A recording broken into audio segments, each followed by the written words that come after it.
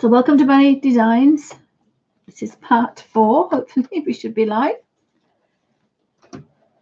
So we're working in the Colin Thompson book. So this is one of the first books that I bought, the Colin Thompson colouring in book. And I bought this book and it was £10, but I had to have it because it's books. And of course, books are my thing. And a few years earlier, quite a few years ago, this was a present from my children, and it was a laptop cover. We used to have laptop covers, and they, because they know I love books, they bought me this laptop cover, which is, of course, the Colin Thompson Jigsaw, which turned into the Colin Thompson colour book. Now, I tried not to look at these colours, and I think that's probably why I went to pale colours. So what I originally bought it, I was kind of frightened to use it, like I am with all the books. All the books that people have bought me, I've been really frightened to use, and I've not used them. And then I thought, well, actually, when I first got, I photocopied a couple of the book pages, and then I played with the colours on a photocopied paper. And then if I did meet, oh, hi, Natalie, welcome back. I did then know that I can colour and not worry I'm going to make a mess, and then I can decide whether I like some bright colours, dark colours, pale colours, or whatever. And so I thought I would do that again. So I've started in my little book of colours, and I'm going to go through these. I'm going to have a bit of a play with all the watercolours that we've got, so that you can see the differences and how easy and how more difficult things are if you're traveling. This is what this particular way of working I use when I go to the hospitals. I've got 3 riggers, a 3, a 1, and a 3-0. And I find that you need this one for the tiny spaces, this one for the medium spaces, and then the bigger one is for the bigger books if you want to get a nice watercolor effect. I always buy riggers in 3s. I've stopped looking to see if they're a rigger. These particular ones aren't called riggers. I just look at the end. If it has long, bendy tips, I call them riggers. Some do, some call them half riggers, some call them liners. Now, if it's a liner, it'll be 2 inches long. These are about 1.5 inches. You don't want longer than that because they kind of wibble and wobble all over the place. But the idea is you're stroking the page. You're not doing you're stroking the page gently. And what that's doing is releasing this dampness. So it's opposite to the chameleon pens. We've got colour at the end, and we've got dilution, dampness here. So we've got dark to light, whereas chameleons go light to dark. Oh, welcome back, Melody. I've given up on the microphone, and I'm now using the Logitech. The thing I found with the Logitech is because it's so near my mouth, it's about that far away, it tends to be a bit shouty. So maybe I have to whisper. I'll try and whisper. So I thought I'd go through these and see. Now we've got horrible rainy day here. I am in the room. I don't want to use the camera. I am back in the art room. I'll do a very quick tour, organised very quickly. So camera back now. So I've got my, oh, sorry guys, we're upside down, beg your pardon.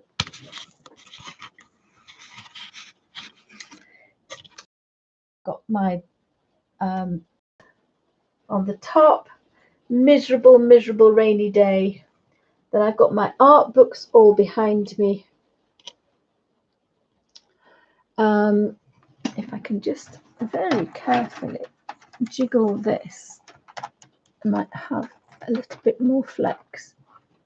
Oops, sorry guys, I'll just shut that for a second. The hands are not working particularly well at the minute. Oopsie. So not working particularly well at the minute.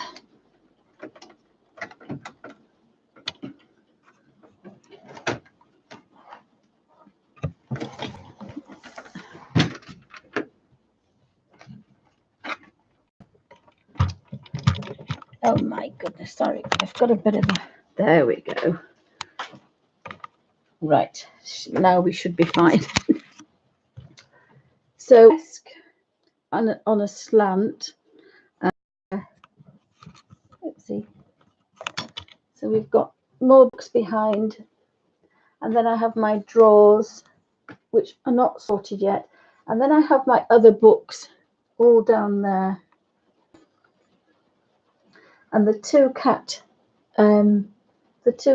pens. We've kept the old sofa, and then at the top corner here, that's where we keep all the cat things, everything catty. I managed to put the table up, and then I've got my large comfy chair here, and then just on the chair there is Jessie. So Jessie may come over and say hi to us. And then I've got a little trolley here with all my brushes on and things. So getting there, it's getting there. It does take a fair amount of time, I have to say. Back onto that.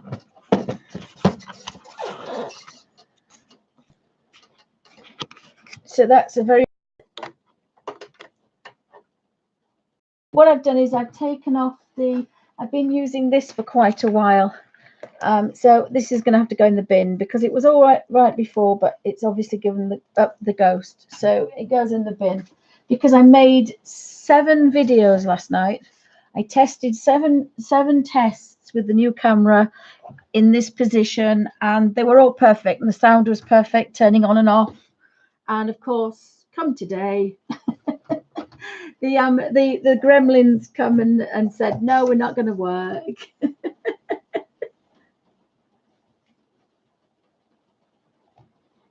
So bear with me just 2 seconds. So we've done a tiny little bit of colour there.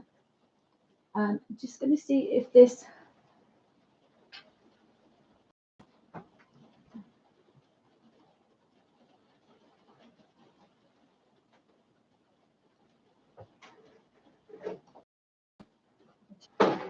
Because it's normally really warm in this room.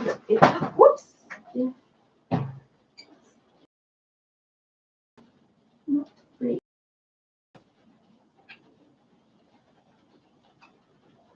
That's better. Somebody's turned it down. Are you coming out, Jessie, to say hello? Would you like to come and say hello, Jessie Doodles? Come on. Oh, snuggly bum warm, weren't you? Oh, she's such a little snuggle bum. So Jessie is now here permanently. So here's Jessie. We're just going to have a little bit of a thing. You're all right. She still doesn't like to be picked up. So this is Jessie. This is little Jessie. She's such a little doll. Hello, darling. Alfie's had to go out. I've just had a lady come to see me. And of course, my daughter's going to have her... She's going to have her driving lessons, so Alfie had to go out because and it's very difficult to hold him. Right, so sorry about that cat thingy, but I had to show little Jessie. She's so pretty, and she's sitting there now. Home again now, but she does like the hammocks. I've put the heater up for her. But Jessie isn't quite officially ours yet, but I think we're taking her on. I think it would be unfair to her to put her through the trauma of being rehomed. She seems quite happy here. She's taken to Bungle. Didn't like Alfie, but there again, nobody likes Alfie. Slightly unfair, I know, but no, he's all right. He's Alf. Sorry, guys. Number 1. Right, let's go into the Inktense, I think. Oh, no, I was going to do the Derwent watercolor pencils. So I like muted colors. I'm doing this particular one. And my pencils need revamping now. So I think there are a few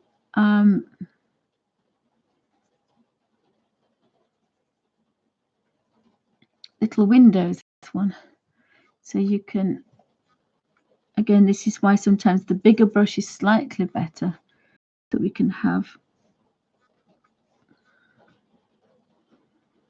a little bit of shadow and then some pale. And then there's no reason why you can't go back in. Now, the riggers wibble about a bit, but after you've done a photocopy page, you will get used to the riggers and used to the amounts of water you need. And so it doesn't take long before you can get that. If anybody's got any questions, pop them in caps. Anybody else popping in? Welcome to Bunny's Design. And then I don't miss.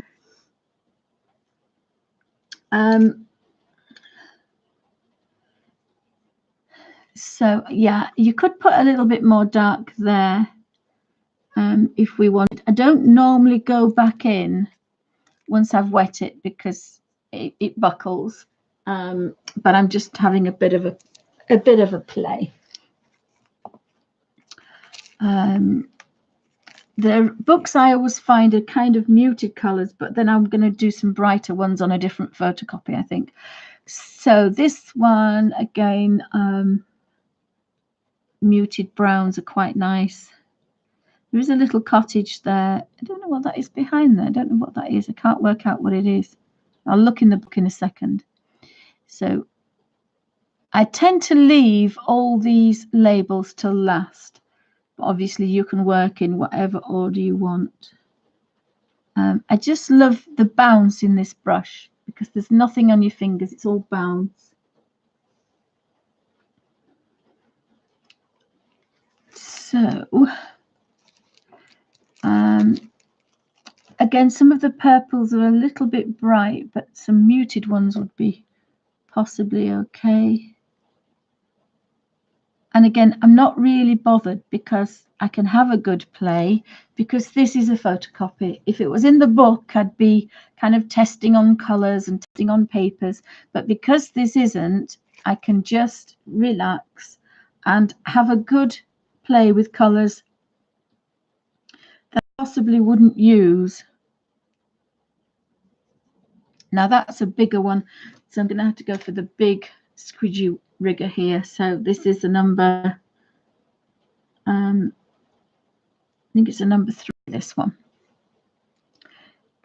So again, just picking up some color and then gently stroking it across. And again, you get used to where you can put your color. I mean, this is Madder Carmine. It's a very strong color, but I'm not using it as strong. I'm just gently teasing a little bit of color out. And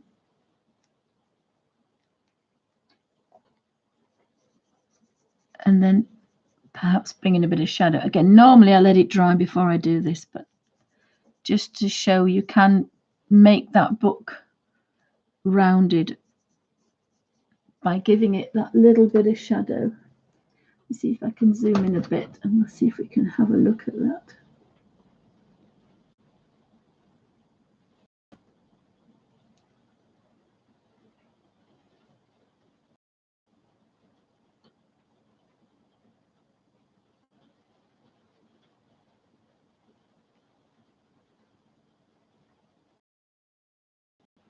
Let's see what happens.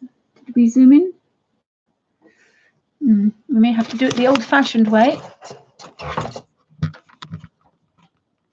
We may just have to do it the old-fashioned way.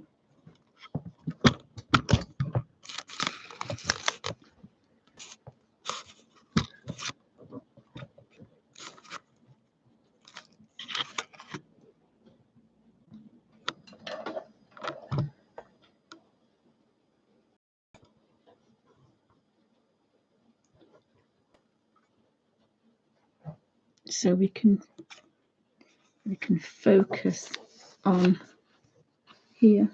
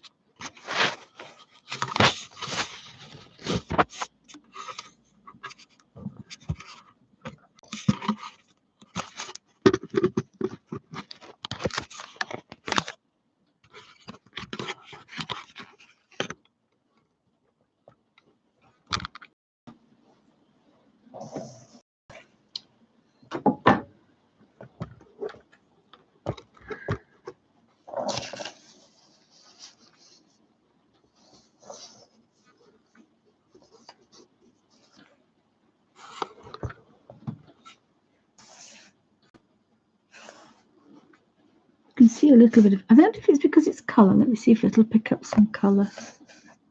It might behave itself then.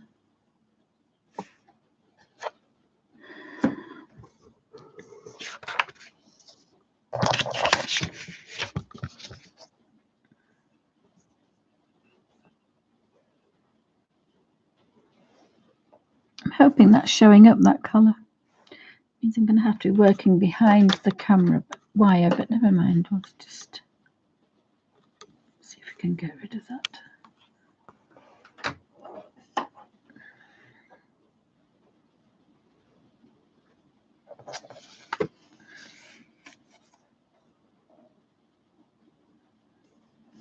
So we'll have a look.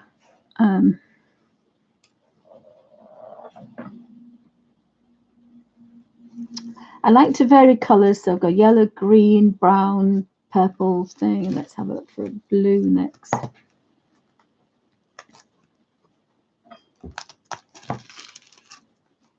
So when I use the Derwent watercolour pencils, I kind of like quite dark colours. And the other thing I need to do is to start from the bottom. So always start where it's the darkest. And most of these is the bottom.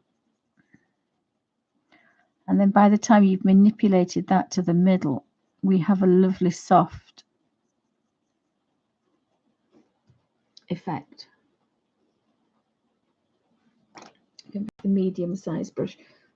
Sometimes it's not very often I use the big riggers. The little ones are sometimes better. So this is the medium one. I just want to create a little bit more darkness down there. And again, I normally do this. Now the Colin Thompson book is actually very well behaved because it's very, very thick paper. So it doesn't mind an extra little bit of oomph, but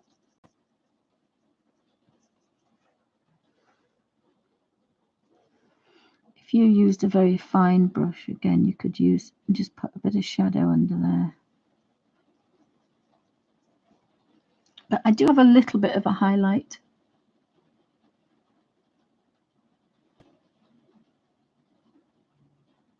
Oh, hi, Varika. Welcome to Bunny's.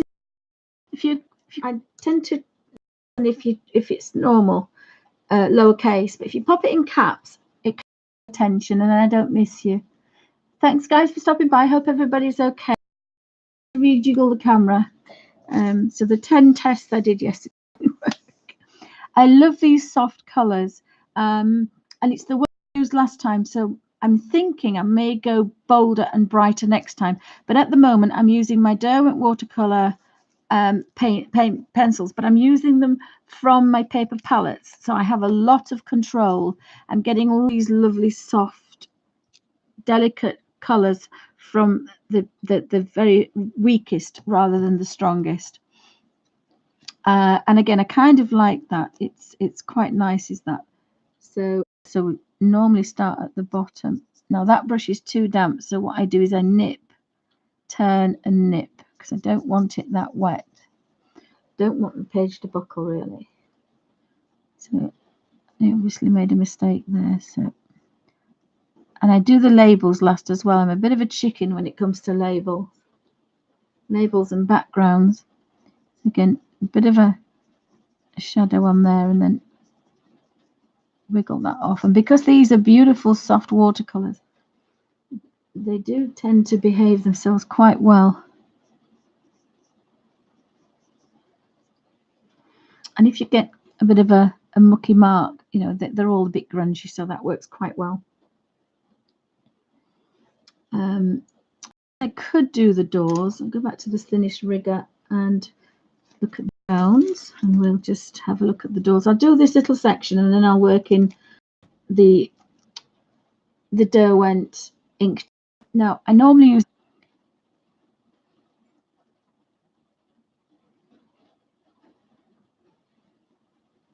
and the beautiful thing about this is all the bounce is in the paintbrush, so your hands don't hurt. So we can give that a little bit of a grunge up there, and then have a bit of a difference. And then I always do for the window, I like gold. I think I'm going to use gold, but I'm going full strength. So this is number 3 in the Derwent watercolors. And I like a warm light in my windows. And that shows up all the pale.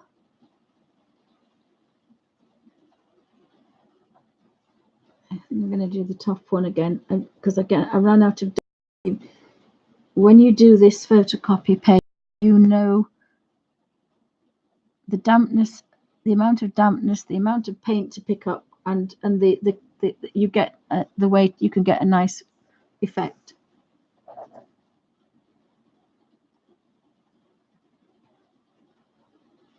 Oh, hi, Lashley, done it. So as well. So yeah, my problem is I haven't made them. I need to wait for my daughter to grind them because my wrists don't work. So the only thing I'll warn you about, I don't think they did a test. When you do a watercolor, when you make your own watercolors, you have to do a test and then rub it with a dry tissue. I didn't see them do that. I've seen one other do that, but the one person in England I've seen do it doesn't do that. I haven't seen them do the light fast, the test to make sure that it's ground enough. So I would be very wary. I don't suppose it would matter for a color book, but not for a professional watercolor. Be very careful. That's why I haven't done mine, and because I was really, yeah, not going there. So if you wanted 6 colors, just go buy 6 colors, 6 like I do. Just go buy 6 pans of Winsor. The same price. They are professional watercolors. Sennelier professional watercolors. Holbein are a bit more expensive, and there's another one, Schnickel. That's a very good one.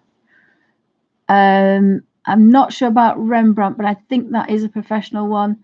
Just go buy, same price, go buy a professional one, not a homemade one. The only reason I was doing my 6 is because I also have 600 colors to go with that 6. But I personally wouldn't, purely because I'd not seen that test done. I watched a gentleman in America, is it America?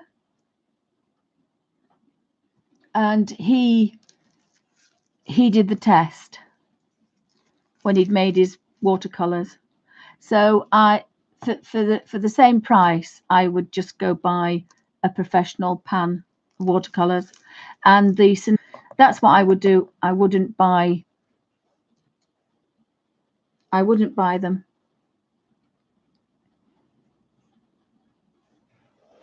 Personally, because there's no real need. If you want honey in them, Sennelier. I was only doing it because of my 6 watercolors, but seeing as somebody else has done it, there's not much point me doing it now. But as I say, I would be wary because my daughter would be grinding them. Some take 3 hours to grind. Some take a lot longer. It depends on the pigment. Every pigment's different. So I would be really careful about that. Buy one, but again, it's the different colors, you see, different pigments, different colors. But if you're going to buy one, I'd just get a Sennelier one because that's got honey in. And that's what I was going to put in mine.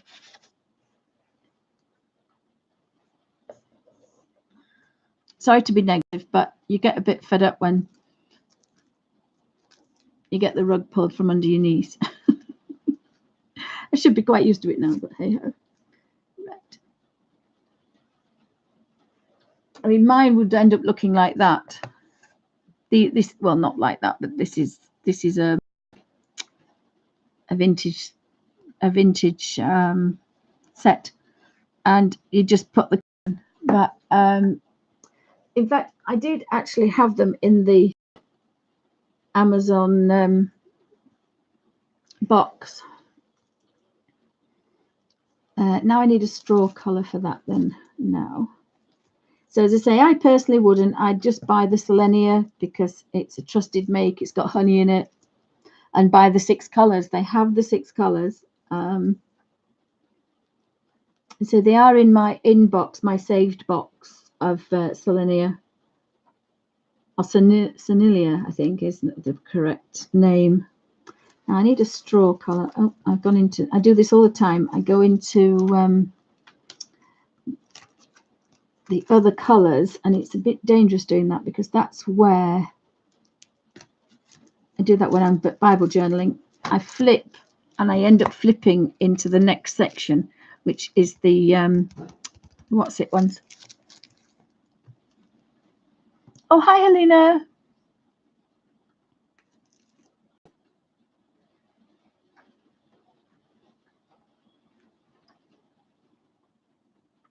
I think the Vivivia ones are a copy of Peerless, and Peerless are much better, but I haven't tried the Viviva ones. Did the colour like this, didn't they? I think somebody said, little book of watercolors. So the best thing to do if you're frightened is photocopy it. Just photocopy your page, and then you can make a mess and it doesn't matter. And by the time you've filled all this page, you'll be ready to colour in your book and not make either a colour mistake, or you've got the colours sorted out. Like I don't really like that yellow, but I do like these colours. I may go for bolder colours. These are quite muted, and I did muted last time. So you solve lots of problems by just doing a photocopy. And it did take me the weekend to fill a few of these when I went away. It's not a quick job. I'm doing it exactly the same as I would in the book, but I'm just not doing it in the book. When I have the book, I also have a piece of copy paper that I always touch the colour down before I put it in the book. So you can do it that way as well if you want. But if you really want to play with colours, your new colours, always have a play on there. Hope that made sense.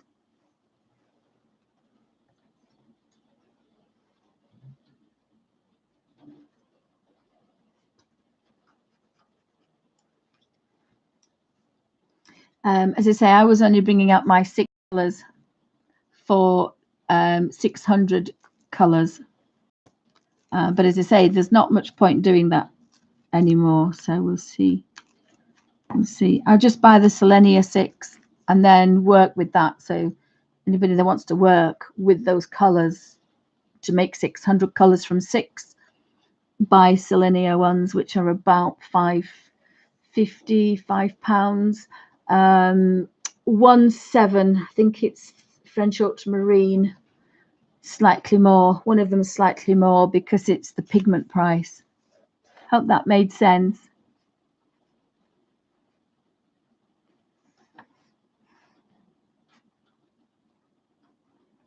So if anybody's got any questions for me, pop them in caps, and then I know you're talking to me. Thanks. So I need to stay within these because I've gone onto onto the Inktense, and I don't want to do that. So I need to keep on my 6 pages. And I want a nice straw colour, but it's fairly straw coloured if you use it quite pale. Just fancied giving that thatch.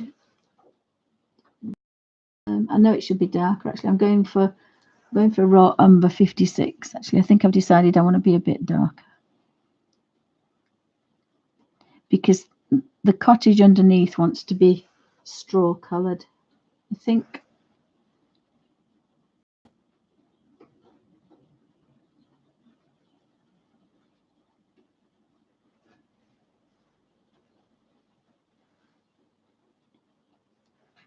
I am saving for the Senilia set of watercolors because they have the honey in them and it makes them just that little bit nicer to use.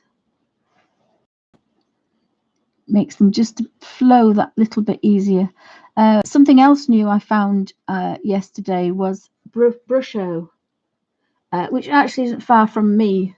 At Wakefield isn't far. So I found some Brusho.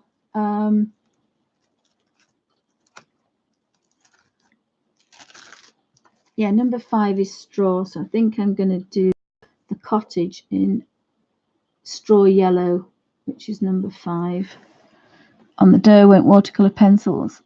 That's a lovely little yellow cottage. Hope these colours are coming out on there.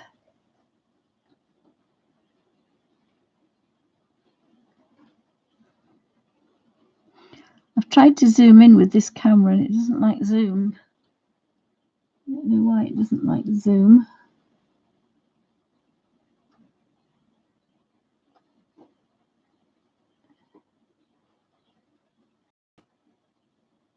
But we'll see how that does.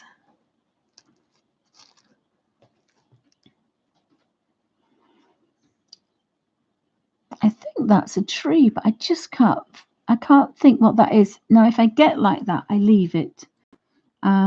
We want a little door, so I think we'll have a little green cottagey door, I think. So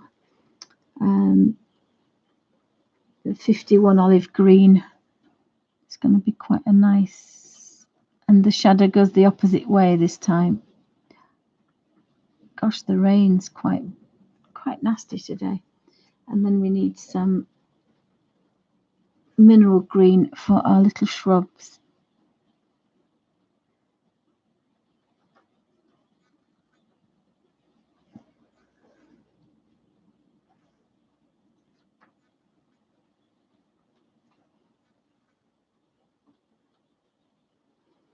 And there isn't a path actually, but it's sort of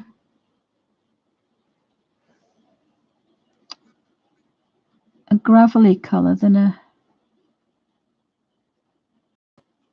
thingy colour. So just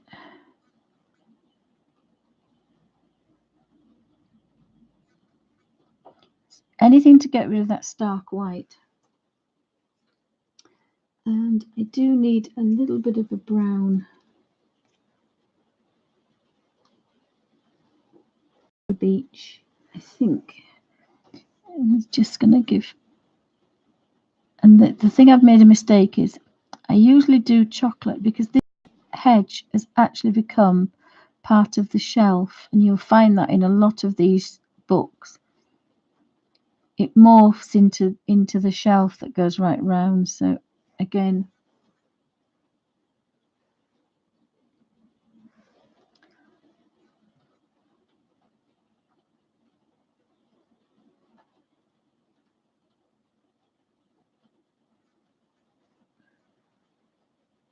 so I don't know if anybody's used Brusho at all. I was quite tempted, but one thing I have bought, which should be on its way, is the pan set of Inktense pencils from Derwent, pan 2. So these are another set of 12 light fast watercolors, and they should. So I'll be using those next week. But I'm going to alter them, and I'm going to put them into a pan. At the moment, this is set 1, and set 2 is the same, but my daughter's been using these. There's Betsy Doodles. That's our original. Hello, darling. That's our original rescue cat.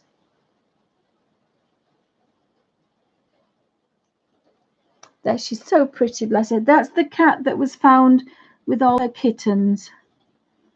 Very sad little girl, but she's brightened up a bit now. Don't see Betsy very often. Like, hello, Betsy Doodle. Jessie Doodles is asleep in her hammock. There behind me. There's Jessie Doodles. Bungle likes to be in that one. So apologies if you're not a catty person. We're a bit catty right soon. Hi Darla, welcome to Bunny's Designs. Let's hope you can see and hear me today. I think it likes to be higher when it wants to focus. I'm still kind of playing with my new Logitech C. Oh, I don't know which one it is. Does it tell me on the camera? I think it is. It's the streaming camera.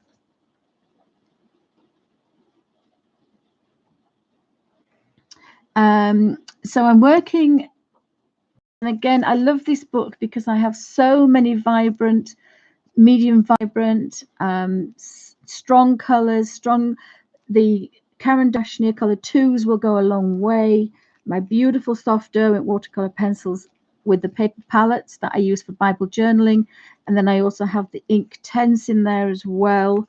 So you can get some really good light to darks. I've got my gorgeous, and I haven't done a book video on that yet for a while.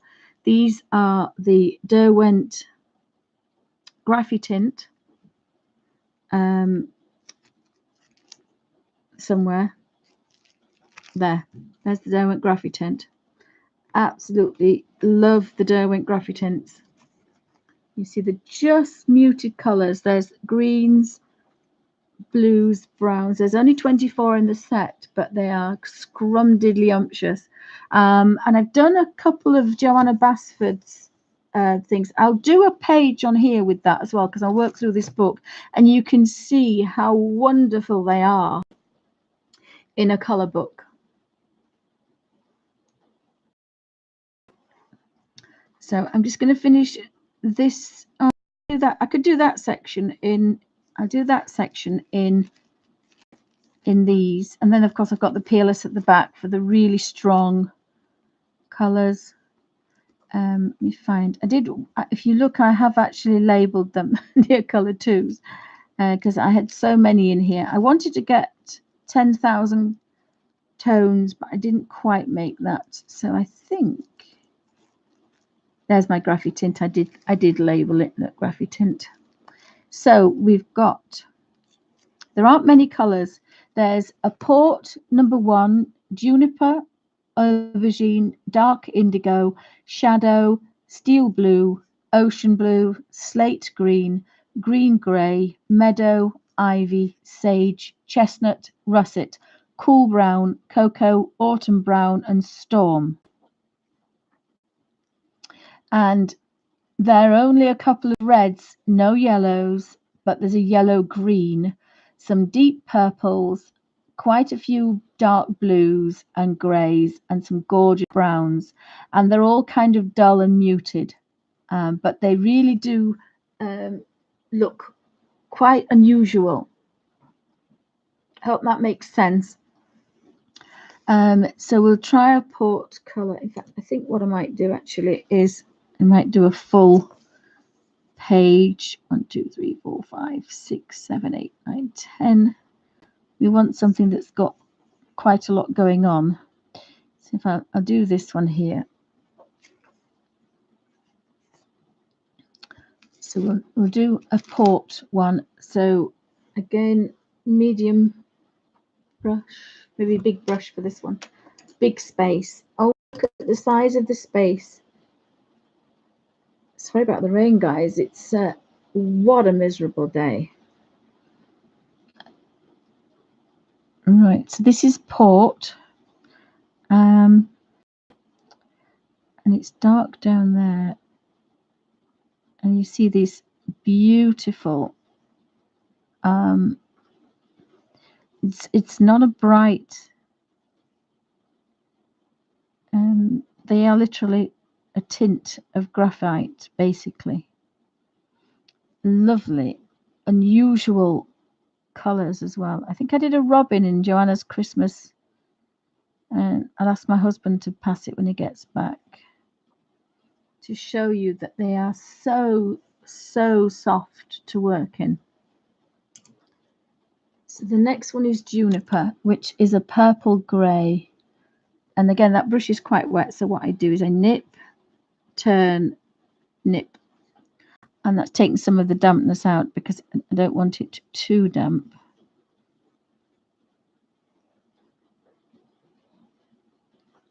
And I would think this looks quite nice on a grayscale. There's just that hint of purple in there.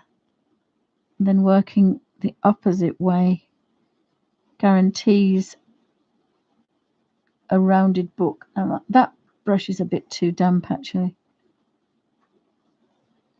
So again, you might want to think differently. Now the paint will react slightly differently because it's a thicker paper, so you'll get a better next aubergine, which is purple, so I'm going to skip one and do this one next. So this is aubergine. Start at the bottom.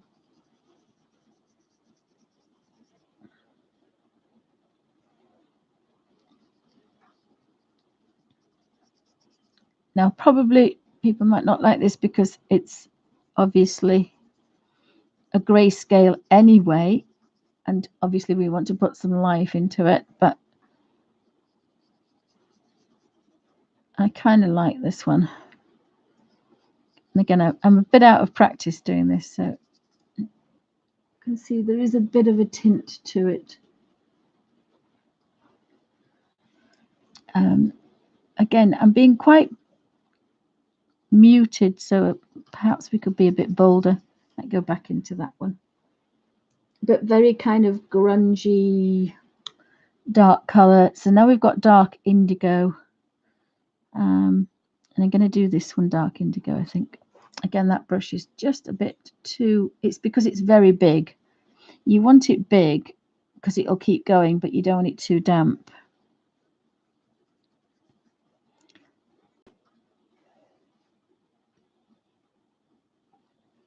Again, just a tint of blue in there. I don't know if that's coming up. Just a tint of blues and tints of very tiny amounts of tint in those colours.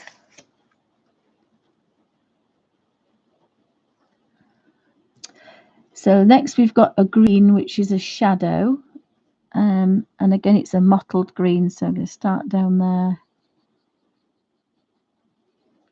Again, this brush is a little bit too damp.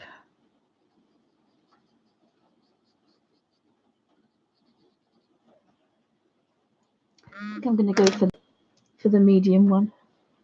Oops.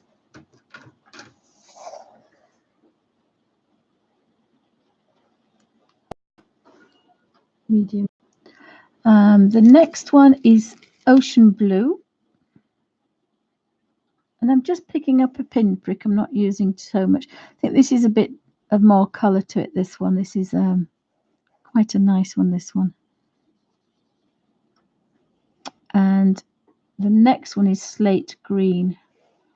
So again,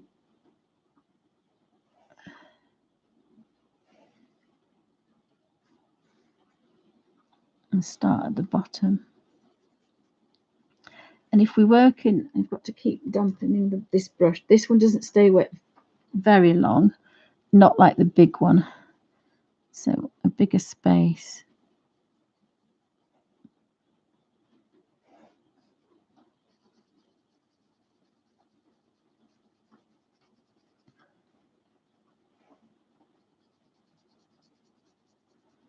Again, don't always go over it twice because obviously. And again, I kind of like that. It's kind of grungy.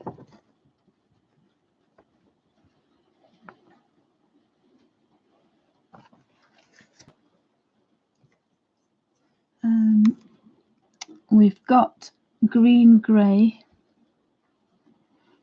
So that would perhaps do this. Oops.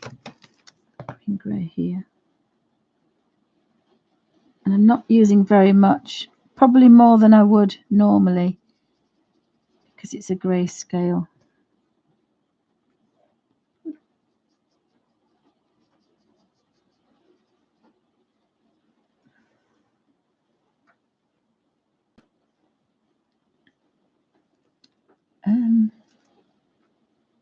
Storm, is quite a nice colour. We'll do this storm colour. There's only two purples. One's called Storm and the other one is Aubergine. Seem to have got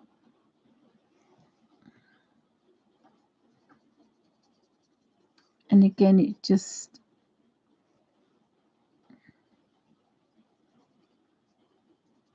sets off those colours. Now we don't have a light colour. There's a meadow and an ivory, so got some shutters there. I'm going to put those shutters that colour, and then ivy and do the door. Oh, ivy, I'm going to do the little pot. And then sage, I'm going to do the door.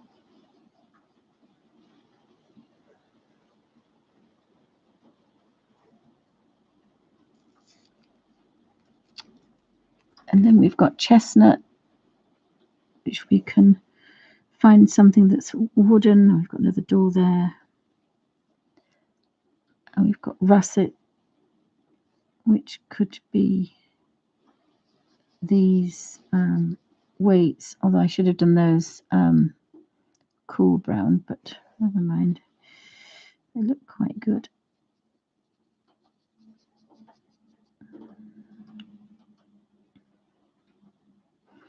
There's a bridge, which I think I'm going to do cool brown.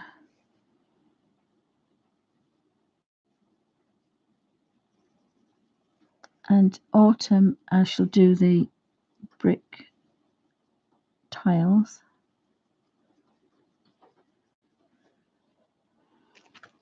Just need a little bit more ivy for the top of his pot.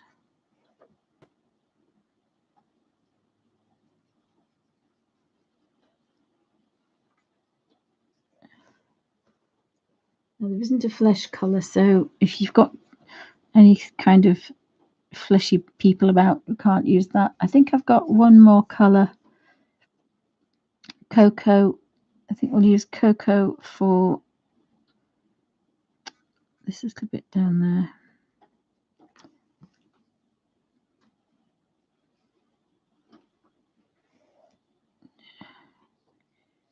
Could use that for there. Ocean blue for the door frame. And then we can use autumn brown for the tiles.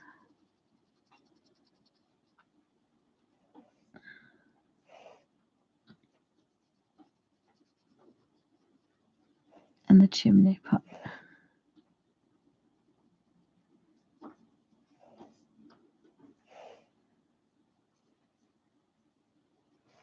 So they're all in those.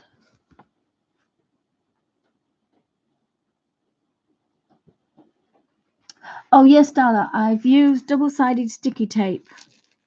I think I was making a new book, wasn't I? Now this particular one, I've stuck in. Oops, let's see if I can get that down there. I've stuck this one in because the paper was so good. The original one I did individual squares because I didn't think they would last. But because you just reconstitute them, I now make them with a full sheet and then just put a little bit of double-sided sticky tape in. I think I was on the verge of making one of those before my headache came, wasn't I? I think.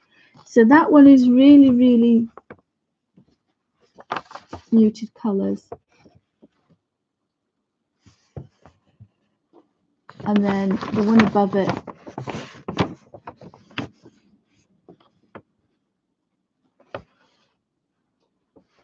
come on, focus, you know you want to focus, there we are. The one above it, quite soft colours. So I think the next one I'm going to do, I think I want to do the Inktense. So these are past pencils, and as I say, because I didn't expect this extra wet strength paper. I thought once you wet it, like here, I thought it would go to mush, but actually you just reconstitute it. So Originally my squares were this big. This is how I made the original one. This is on the original photocopy paper. Squares, and then obviously putting the tea rose red I just cut and stuck on, and then that's the tester. So, oh, I didn't do that big one, did I? I don't do those two. I didn't do those two. Let's have a look. Let's see.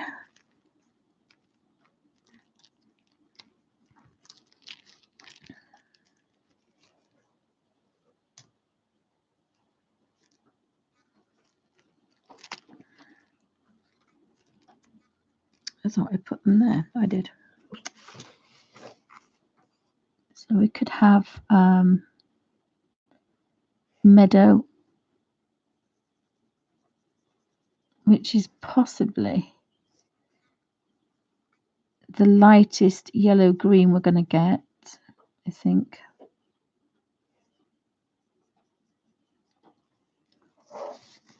Sorry guys, I forgot I was out of sync. And then just put a bit of dark down the outside.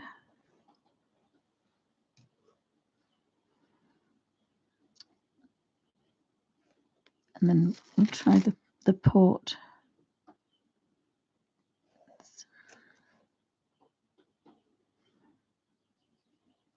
The brush is very wet there, very wet. I must have not, that's too wet, is that really? I must not have managed to get the brush onto the thing because it was an awkward way.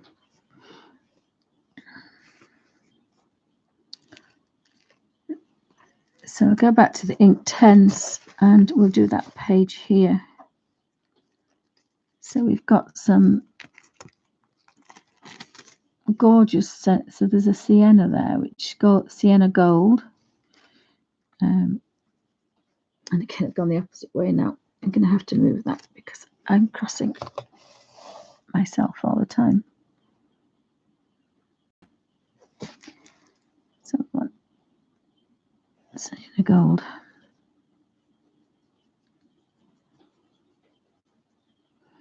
Is quite a dark section, is this? It's not very light, is it? But never mind.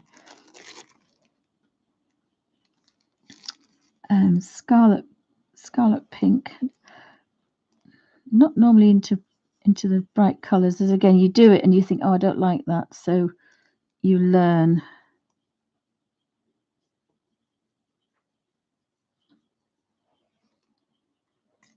This is how you make your mistakes. This is where you want to make all your mistakes. Now, that one looks quite nice. So I'm going to do that one down there. But again, still quite muted colors. There's nothing, even though these are Inktense pencils. So possibly when I'm using the Inktense blocks or the Inktense watercolors, I'll have probably stronger colors. Now this is too ready pink, this one, but being a bit bolder now, want to try and get some. This is thistle, pinky purples. As I say, I'm not really a pinky purple girl, so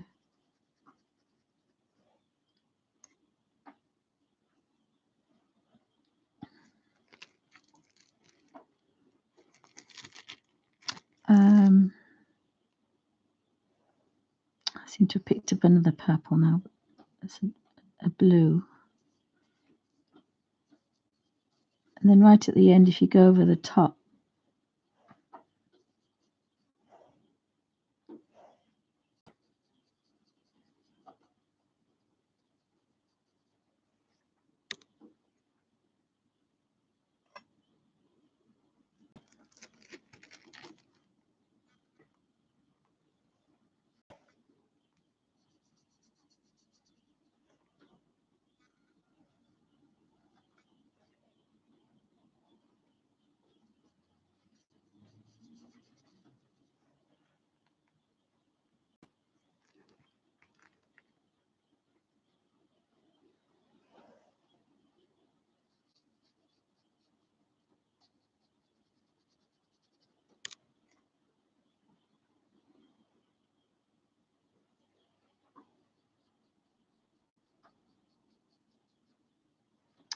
So put that in there.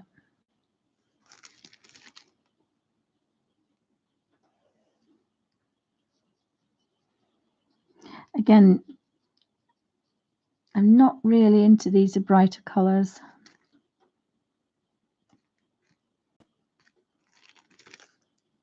But they are quite nice. These vibrant teals and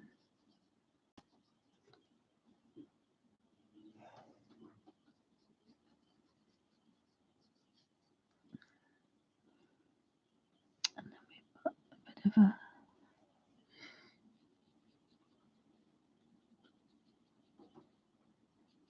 a bowl there, or a bucket. There's a little brown door.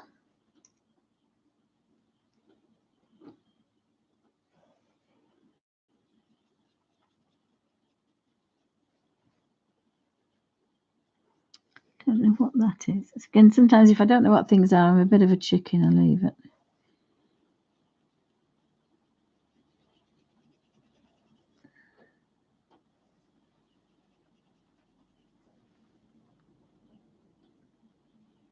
Anybody got any questions?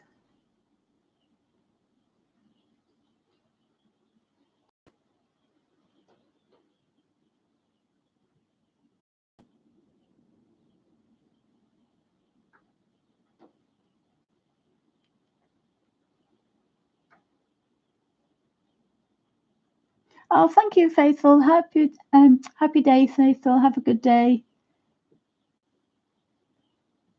Sorry, Faith, beg your pardon. I've missed say hi because I'm terrible at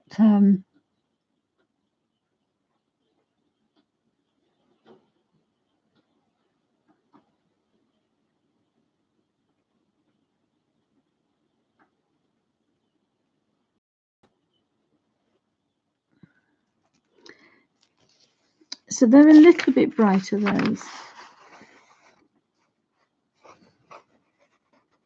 A little bit brighter. So I kind of like some of those. I do like some of those in the really muted ones. And you could do pages and pages of these and use all your different colours before you get to be happy. Still kind of like my Don't Watercolor pencils because they're just my faves.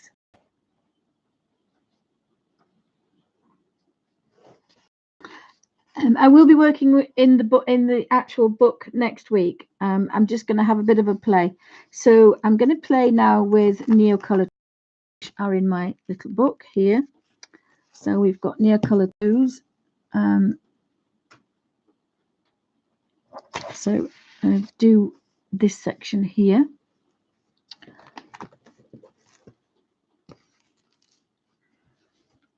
And I like working like this.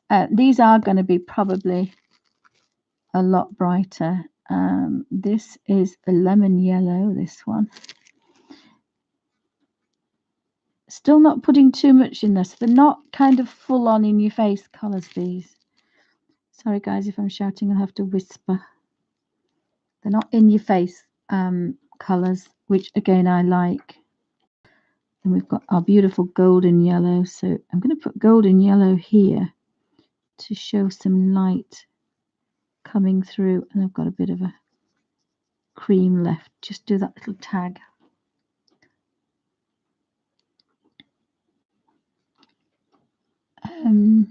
Reddish orange next. We'll put reddish orange there. I suppose what I'm doing is using the same soft technique. So if you have either of these colors, you can still get this.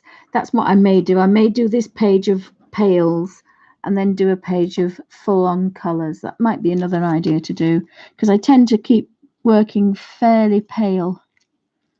I'm not really getting colors in your face, so I think I'll do that. Do you think that's a good idea, guys, to do that? And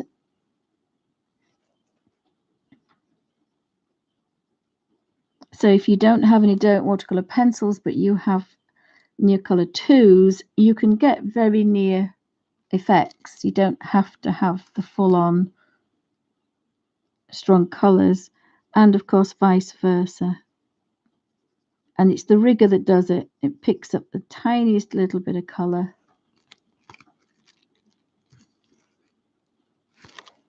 I missed the top of that one. And blue jeans is always quite a nice one as well.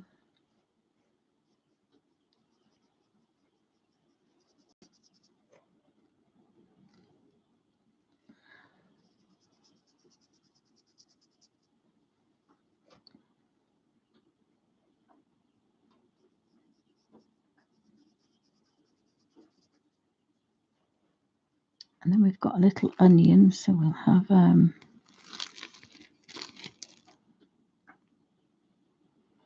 light olive, our little onion. And really for his button nose, I should go for a smaller brush.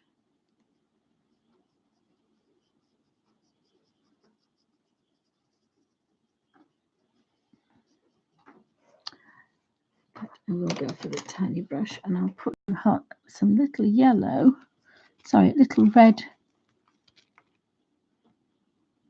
wellies.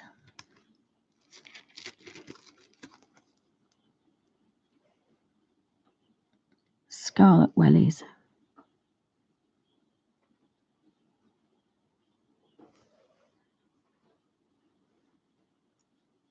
And I think I have what I would call a tennis ball green there.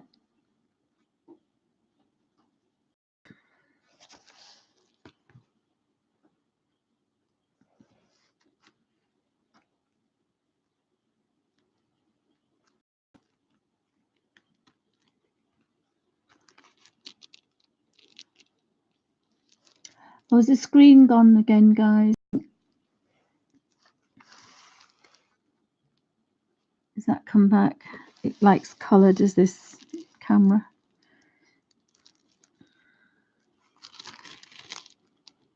Been a bit wary about this internet, wireless internet, which is quite new. So I haven't been brave enough to sign up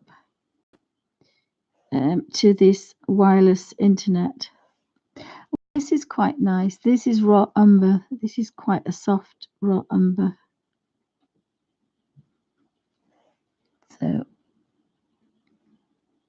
So thanks for joining me, guys.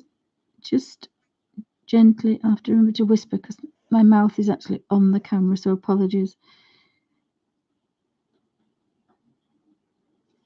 And then maybe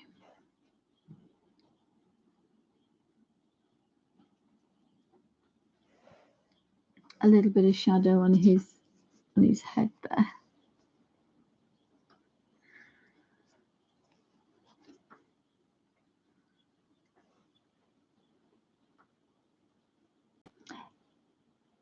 I think if you're on 1080p, it might be better. Just see if I can do. Is it gone back to?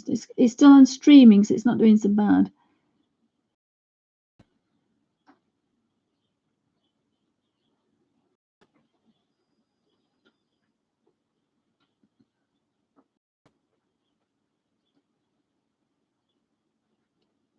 I did put a zoom in it, but it won't zoom, guys. I'll show you. So that one was the Neocolor 2s. So we've got some quite nice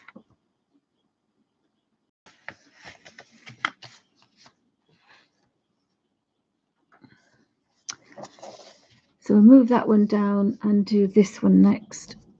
And that one will be in Peerless. So again, I'm still trying to be pale. So we've got brilliant yellow in the Peerless. So of course, they're going to be a little bit stronger. I've used the wrong brush.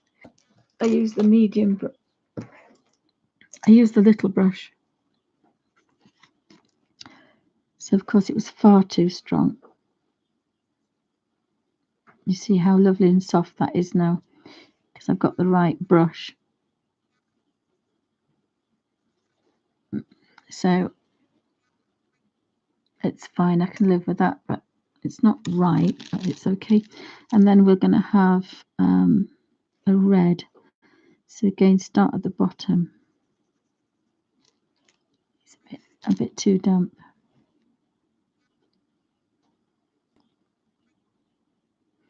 So you can still get some beautiful, soft, muted colours.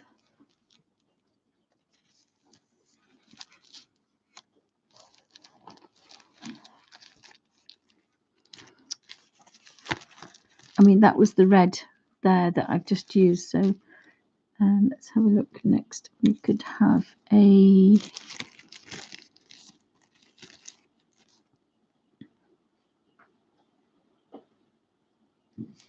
And again, that's very strong, isn't it?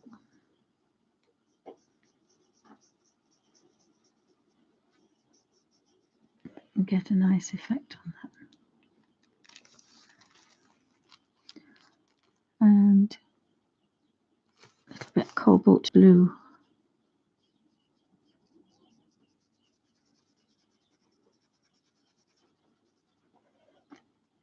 And again, it is a pinprick. Just a pinprick of colour, not a pinhead, a pinprick. Unless you want it very, very thick and very strong, then you can.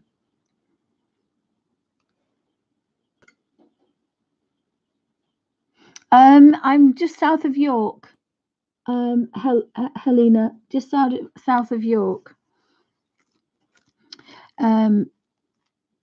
near the town Selby Abbey. That's where I'm normally found, loitering in the Abbey.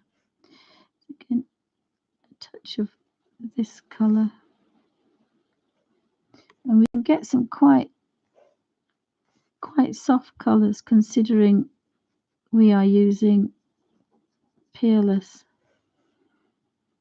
and it really is the gentlest of colours. Just to give a hint,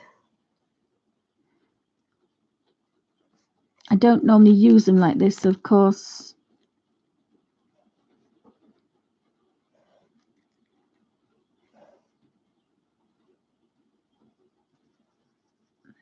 And what I would suggest is where we're using these colours here, this is what's being used, and where it's dark, it's not being used. If you want muted colours, go where it's being used, and you will get the very, very pale colours. Whereas if you want the strongest colour, then you go where it's the darkest. I hope that makes sense.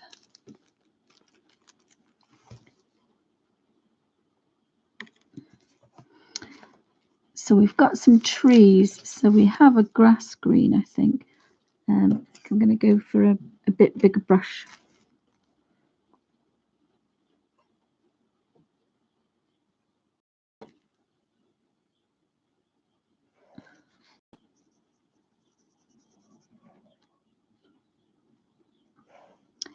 That sounds like the elf master back.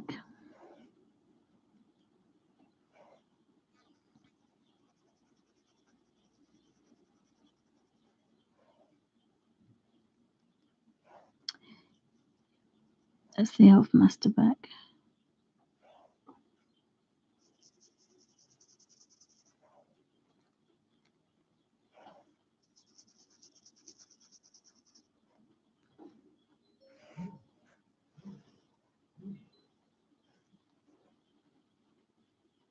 I'll try that light green. It's quite nice.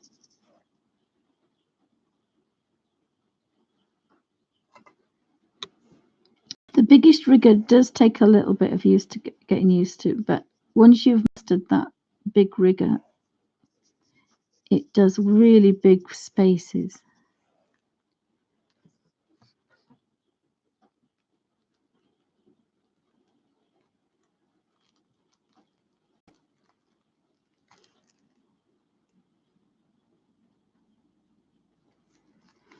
And let's have a look at that end.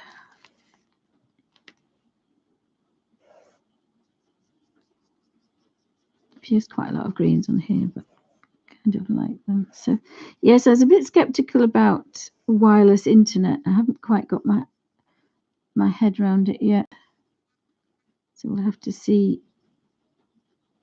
kind of what happens about it. In theory, it's a good idea. It's just whether it actually would work in this area, I'm not sure. So we'll have to see.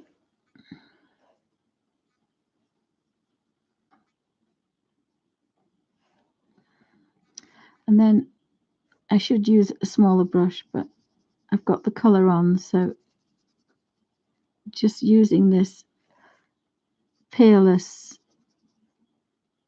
burnt umber to just stroke a little bit of warmth into those trunks. And there's a leaf, I think, there. I leave the paper white for the minute. That's a pen knife, I think. So sometimes they have ivory.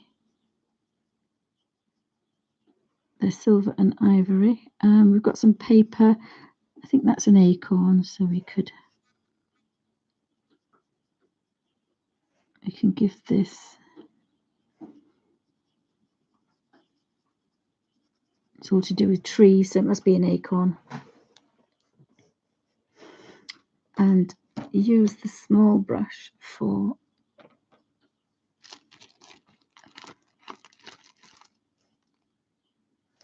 the light inside.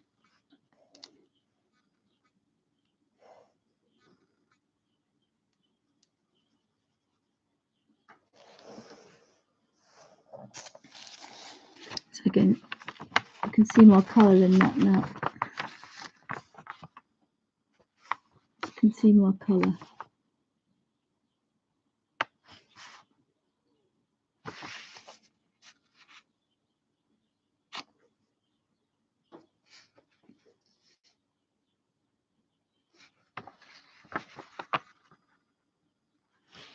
So we've got some quite nice soft colours. Come on, focus you want to. Then we've got our graphite tint, which were very, very muted. And then right at the bottom,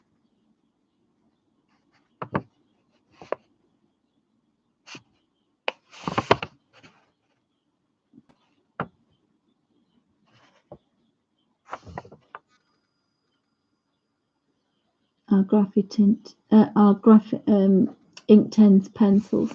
So I've got some quite nice ones there. I'll probably do another side using the same things. So that was don't watercolor. So this one's got to be don't watercolor.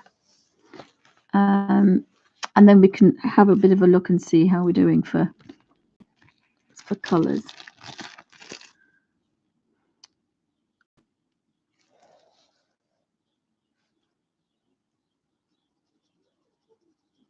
So possibly a little bit stronger there.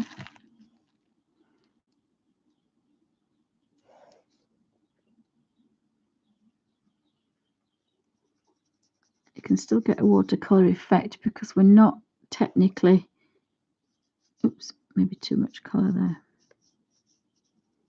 Want to keep this dry though, you can't squeeze. The more you activate it, the wetter it becomes. So I do like to keep it a little bit. Now I need a brick red, so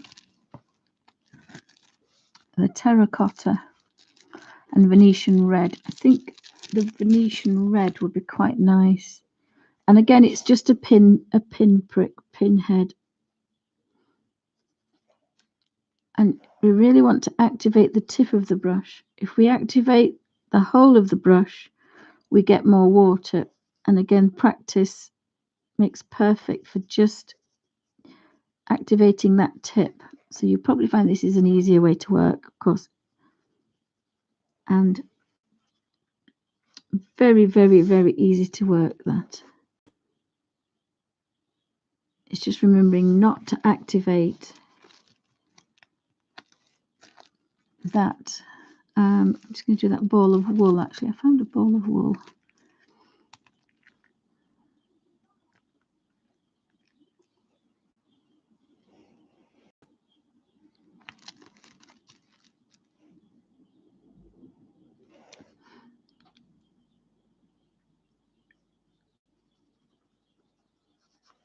So just put a purple one up there. This is just really light, light violet number 24. So it's not very strong anyway, but just that lovely soft little bit of colour. So next to it we'll have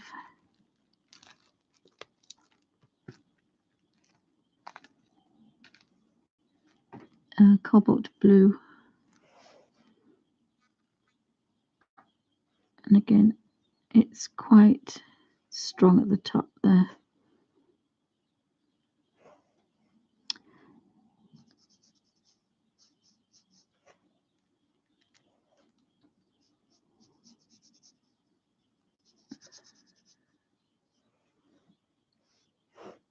That seems to be a white handkerchief, so the book behind it wants to be quite dark.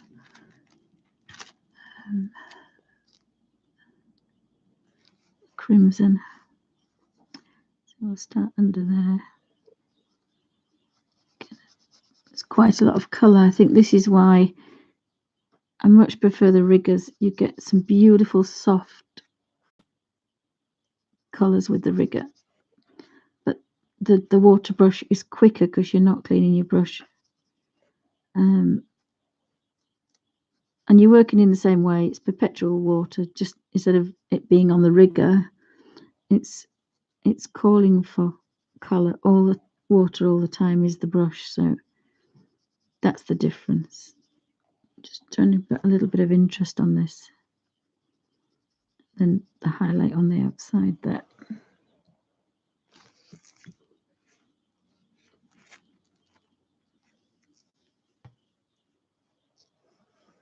Oh, we stopped raining, guys, I think. We stopped raining. So we'll have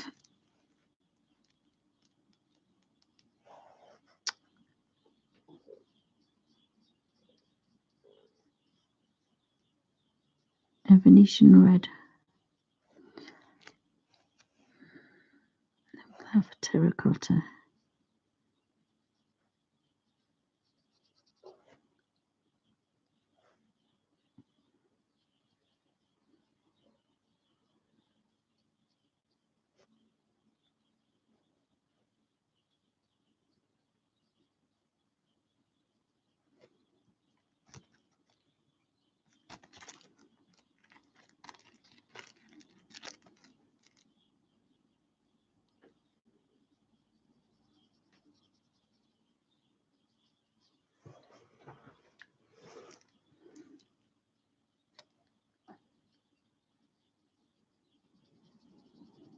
And because it is a watercolor, it will come back to get some nice shades on there.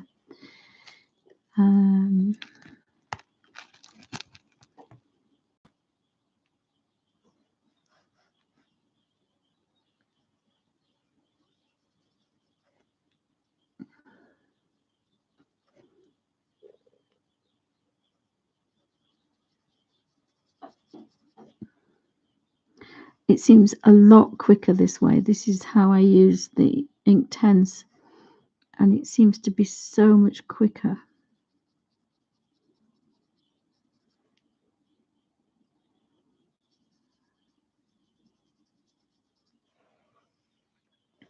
I think we could have maybe a darker.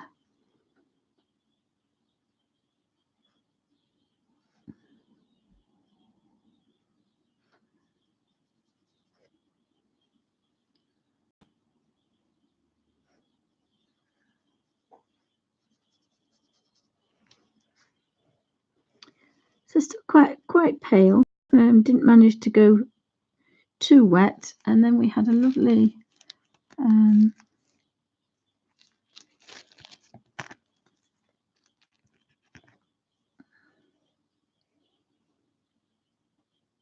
I do like that colour for the dark, but I've used it for that big book, so just see if we can get a bit of a paler sky.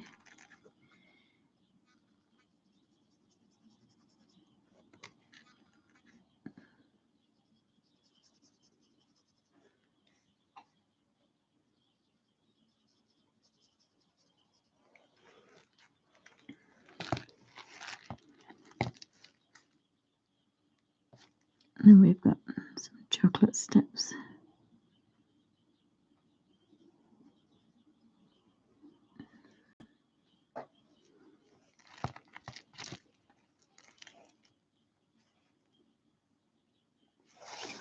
And scarlet red door. Then our really bright sun yellow windows.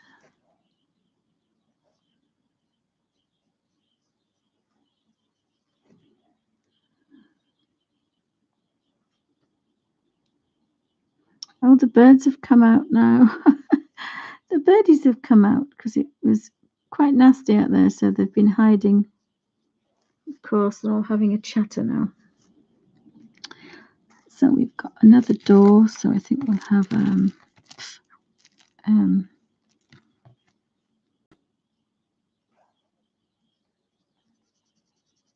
purple blue drawer, and we've got a beautiful shoe there, so I think we're going to have kingfisher blue.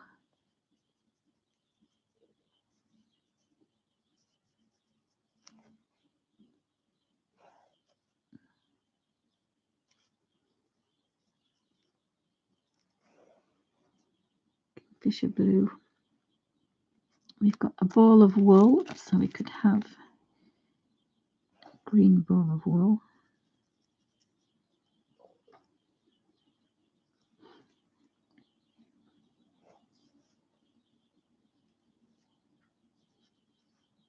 And of course, we are going over the lines with that because it's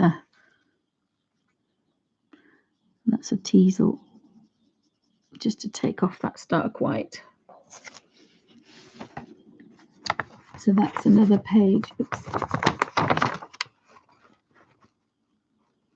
It's colours.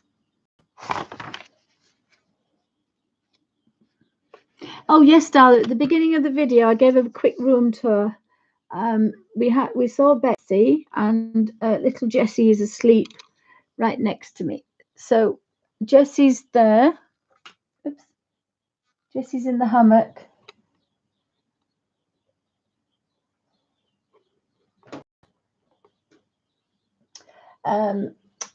Next, behind all the books, and then there's the art things down. We only did that last night, so they're not sorted.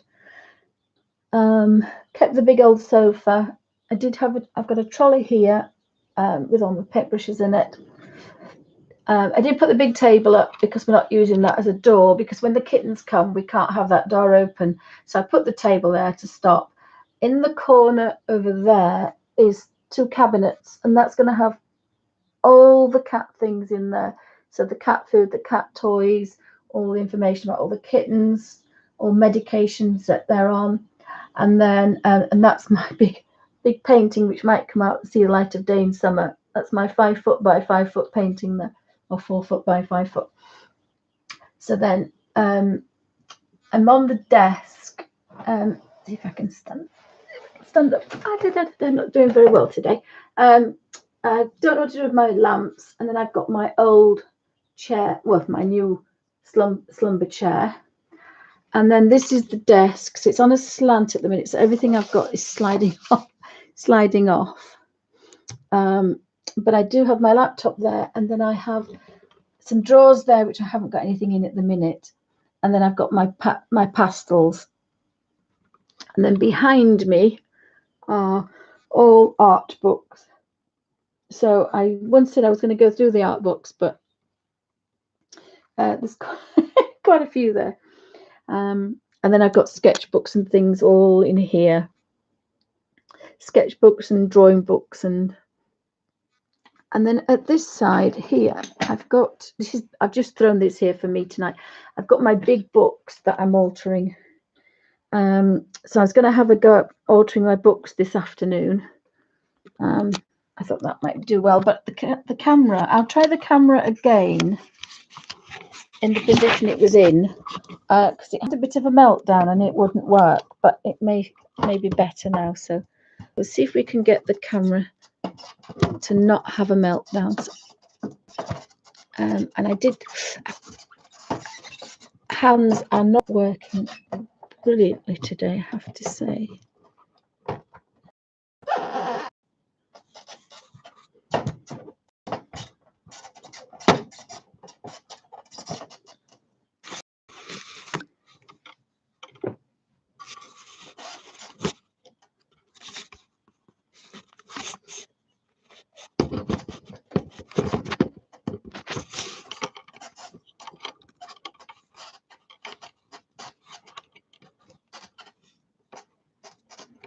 So I'll have a very quick look and see if this works. See if we're any better, because it was doing quite well. I did 6 tests last night, and everything worked really well. So I thought, well, that's it, can't go. The camera had a bit of a meltdown. If I slide that up there very carefully, I'll be able to see the colours are slightly better.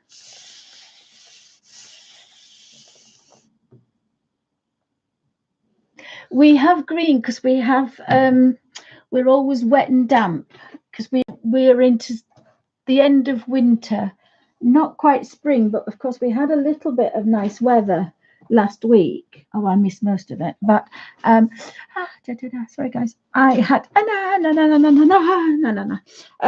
little bit of bad weather, nice weather, and so of course hedgehogs were tortoises were coming out of hibernation, the crocuses were out, the daffodils were out, snowdrops were out, everything was coming out, and then it's gone back to being winter again today. So I only did this desk like this yesterday, which is probably why the ankles and the thumbs are not working well today. I brought the desk downstairs and I've got another area with all the colour books, but this was because I wanted to work here in my colour book. So really quickly, so that's I'm quite pleased with that. It was a good practice, and this is, as I say, this is what I did because I was really worried. And so I'll dig out my other one, and you'll see that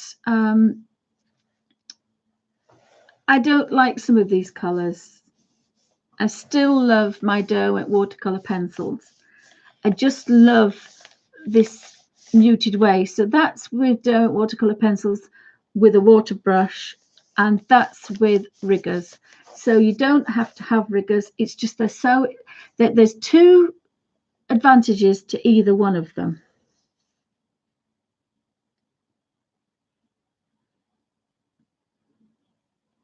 Oh, thank you.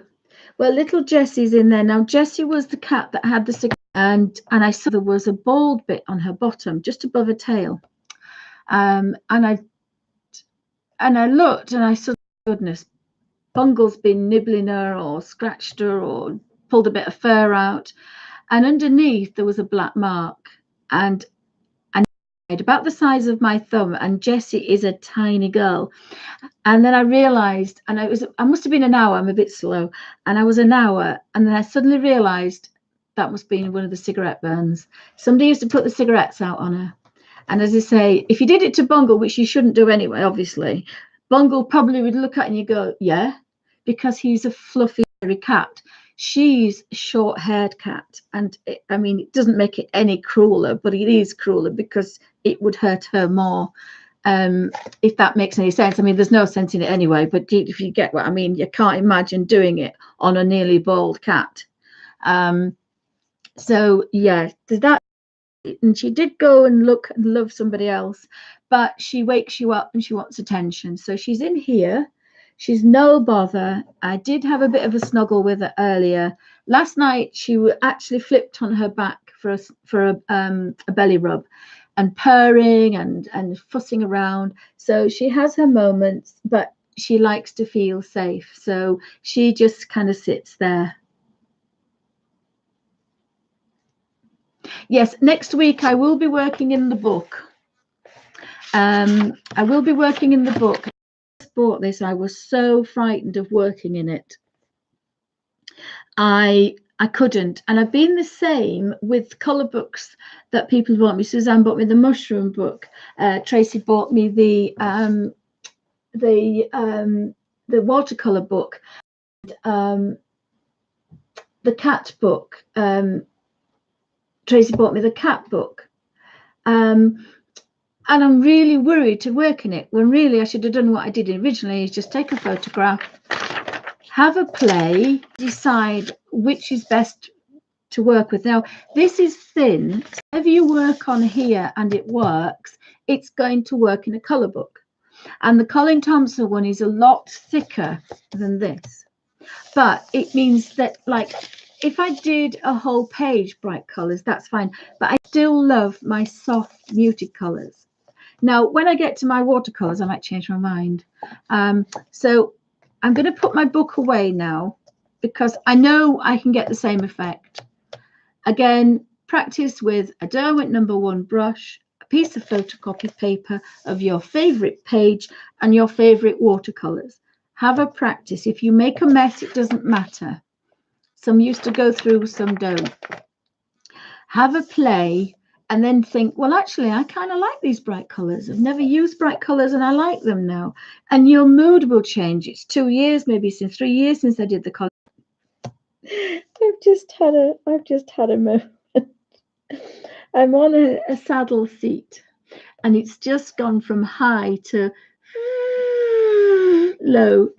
So I'm nearly on my knees now. But when your seat moves and you can't put your legs out to save yourself, it's a weird. Sorry, guys, I've just had a meltdown. Right.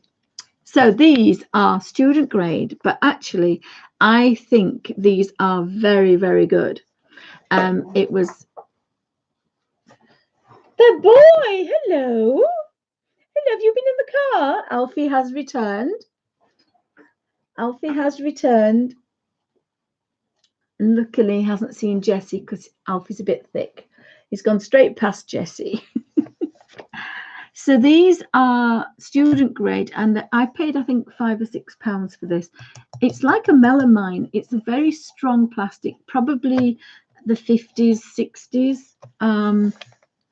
Don't think it was the 70s, because we had, and this is the top, and because I'm using it as a tray. This is the top, and it's this is a metal top, and it slides onto it.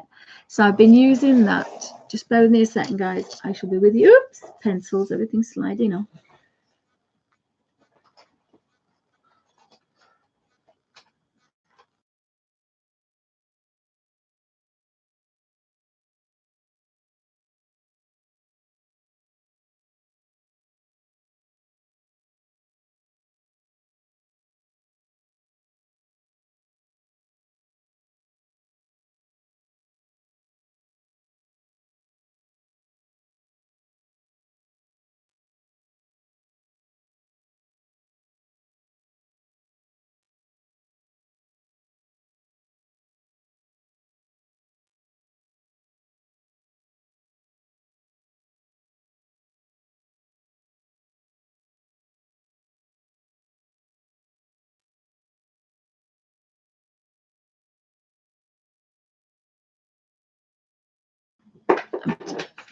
So I'm just going to pop that there for a second, and then I'm going to see if I can use the Reeves one while I'm just rearranging this chair. So obviously the hydraulics have gone on it now.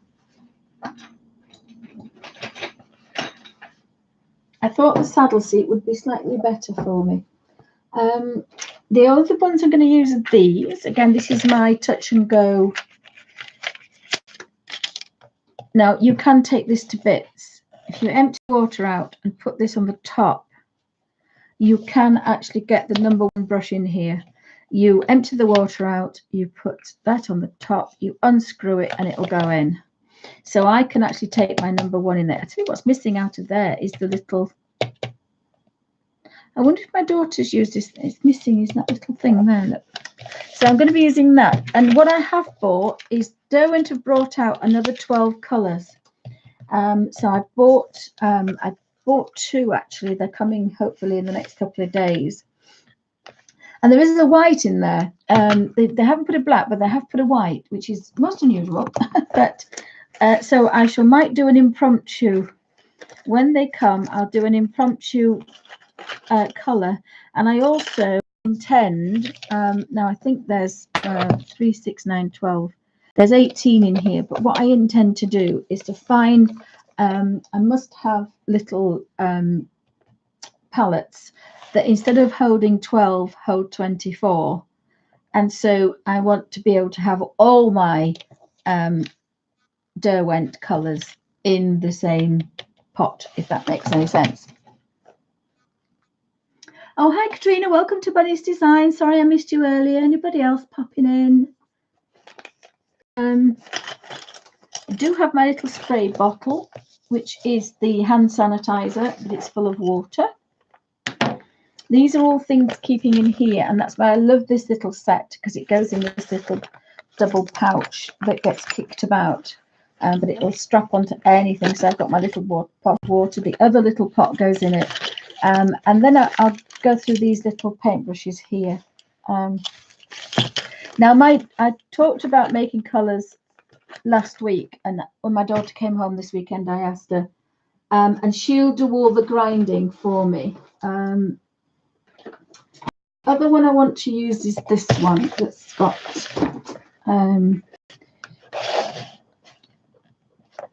24 in. So I'm going to use this one and see if I can get some pale colours on here. I may do a different sheet actually, because that's from the dry paper palettes, and if I do another one, because I photocopied another one, I'll do this one with these. Not sure if I'm going to get time to go into that. We'll see what happens. Hopefully we will. I do have this one. There's the one with the thingies in this. Yeah, now this one I haven't used yet. This is another vintage one, and this has got 3, 6, 9, 12, 15. This has got 18 again. And again, I like the colours. It's got lemon yellow, cadmium yellow, gamboge, vermilion, scarlet, alizarin, crimson, purple, cobalt blue, French ultramarine blue, Prussian blue, cerulean blue, leaf green, sap green, viridian, yellow ochre, light red, burnt sienna, and burnt umber. There's no black, there's no white. This is probably my perfect go set. And again, this is a vintage set. I don't think it's professional. I wouldn't swear it isn't, but it's not far off. They're very good. I think that says, oh, that's about the water things. That was in there, so I've left it. So I don't think these have been used very much. This is how I got them. I think this one cost me £10. I just liked the fact that you could kind of use it in a scenario of like with a Derwent watercolor brush, just wash and go and you're away. So again, that's another one that I'll be using. So we've got 4 different ones. No professional ones today, because just using the easy ones. Just using the easy ones we've got. Again, these 24 colours here are what I would call my perfect set. So that's 18. There's a Payne's grey here, a black and a white. So those 3 are the ones that I would do without, because I make my own Payne's grey. Has anybody got any questions? Alfie didn't stay long. I don't know where he's gone. He's gone. He didn't stay long. So yeah, absolutely love these colours. Lovely soft colours. So we'll see how we go with that, and we'll see if we get out of this soft, boring, pale colours. Another set I bought is this one, but this is, I don't know how many this has got in it. This is the one that I bought when I was in hospital in September. Again, it's got 3, 6, 9, 12, 15, 18, 21, 28. Has it got 2, 4, 6, 8, 9, 3, 7, 27, isn't it? 27, 3 9s. So that's got some interesting colours, and that's what they look like. And the palette, I've just appeared the palette. Oh, we have a bungle, guys. Have a bungle. Hi, bungle. Sorry, guys. Here's bungle. Thank you, darling. Is that right way up? No, upside down. Come on, Alfie. There's a bungle. Hi, Bung.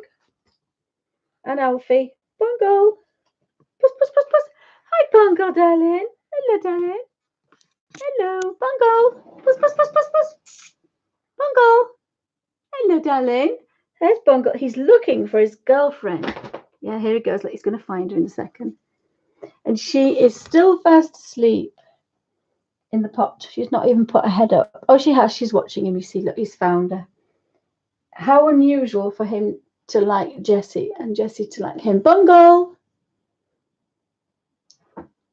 Where's he gone? He likes to be in the kitchen though. He's turning into, I just turn that down because you'll make everybody sick. Let's see if I can clip that back on there now. Ha ha ha.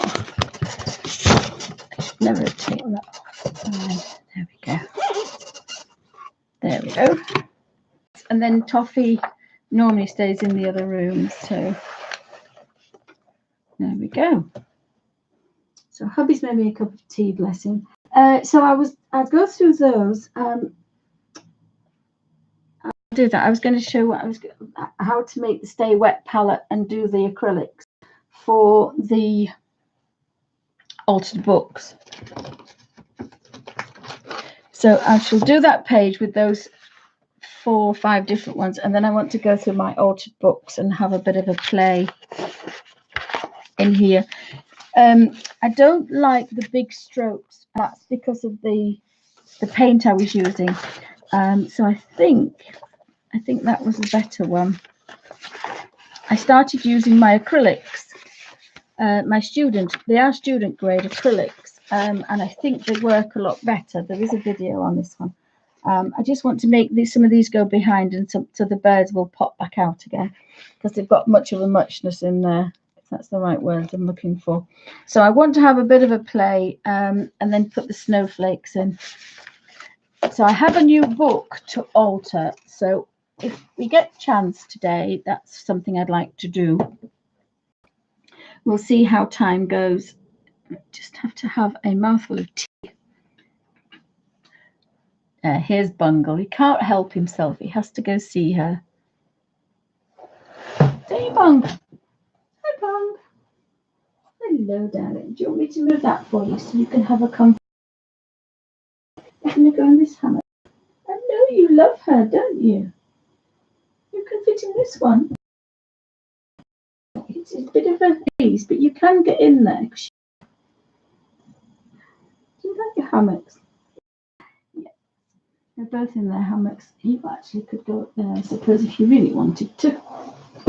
You could go up there, couldn't you? Yeah. Is that where you want to go?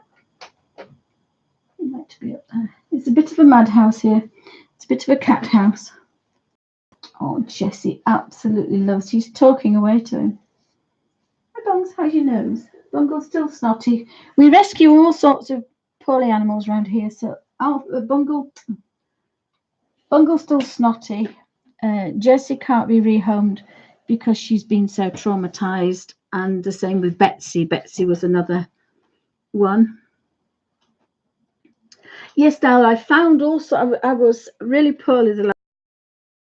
I've forgotten how to do things, so I've been watching my own. When you start watching your own videos, and I'm thinking, oh, that's how you do it. So that's quite funny. I'd forgotten how to do this, and I found the page thinking, that's how I did it. So it's sometimes I have to. It's quite sad, but I'm learning. I'm teaching myself. So there's a nice cup of tea. A friend bought me. The lady that comes to the art class bought me this beautiful little cup with a cat. Oh, guys, have to show you this. Have to show you this. I'm really sorry if you're not very catty. I just have to show this because he's so scrumdiddlyumptious.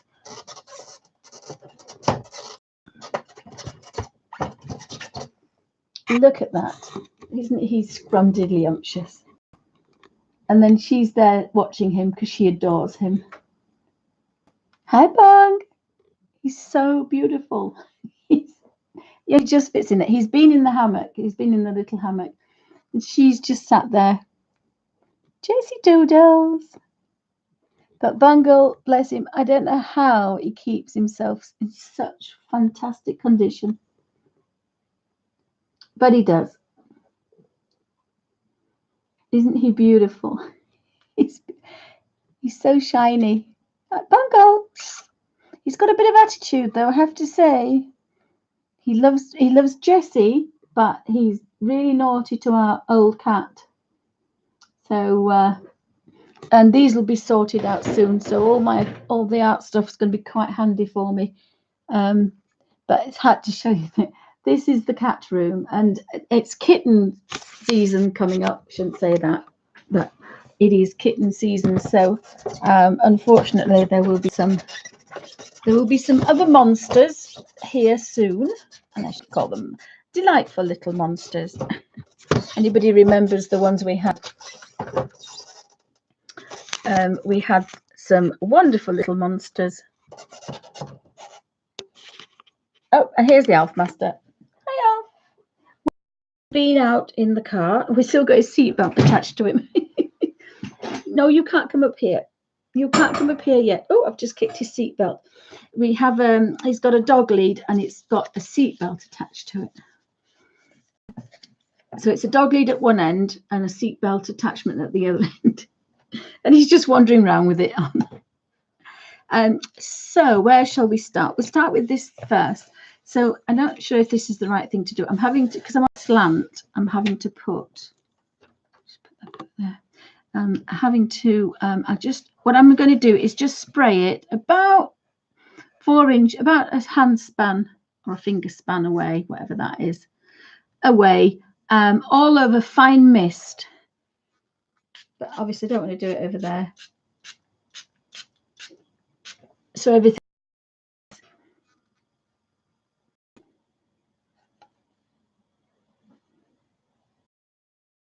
I didn't know what I was going to get on the end of that brush, but actually it worked really well.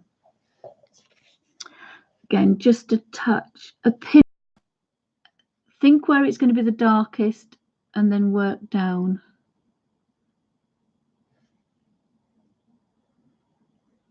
A pinprick. And now this is going to be darker. And then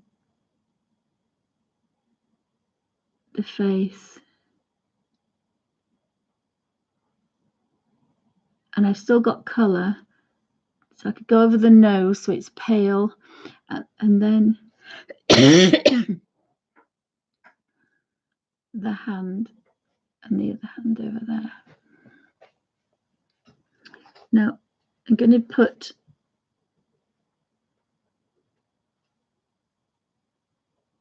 stripy pale socks on this one. I'm going to pinprick. So some might be stronger than others. Oh, Elf Master's picked something up. So we've got some little striped. Oh, have we gone funny again, guys? Let me see if I can just redo that. I couldn't tilt it, Darla, but that means that it would come up to my chin because my chair's low. Let me just see if I can and see if I can hit that one and then go back to hitting that one.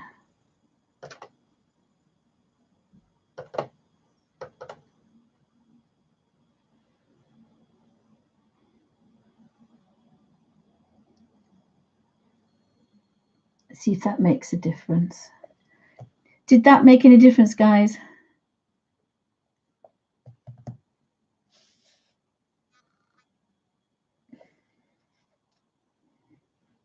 It seems to do that after 2 hours, doesn't it?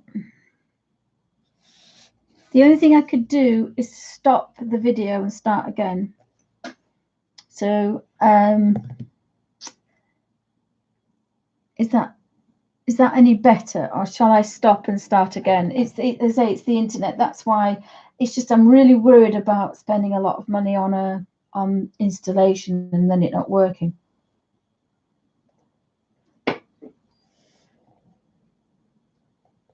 Are we no better, guys? Can you try and put it on 1080p? See, everything looks okay at my end.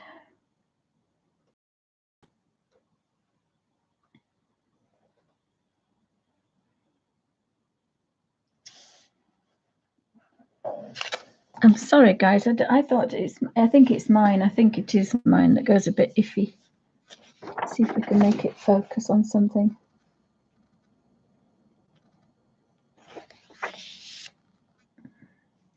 You can put it on 1080p, or if you can watch in HD, sometimes that rejiggles it.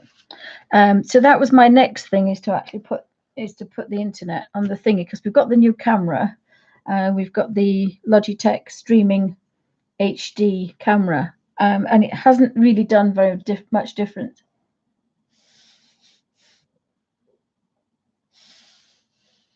Right, so I'll carry on and do this, and then if I do the altered book, it would be if we do this for an hour, an altered book would be good. I hope my chair doesn't decide that it wants to slip down.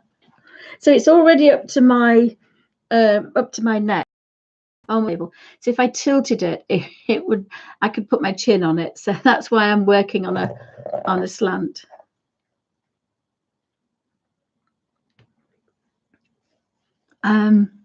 So what was I doing? I was doing him. So I give him he wants the same coloured hat. Again, you don't have to think about wetting the brush, which is nice. This is a really lovely soft way to work. I think we'll have a bright ball and work backwards.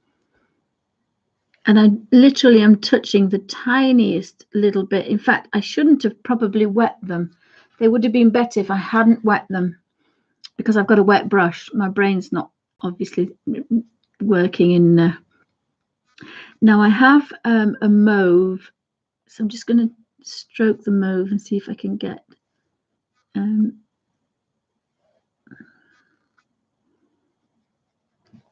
It's a beautiful mauve as well. So picking up that colour, and with dragging it down, again a pinprick, it's making a watercolour effect with little effort and hardly any water. Oh, hi Becca, welcome to Bunny's Designs. And I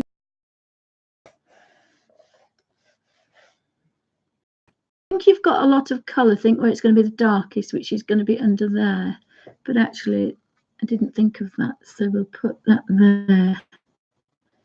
And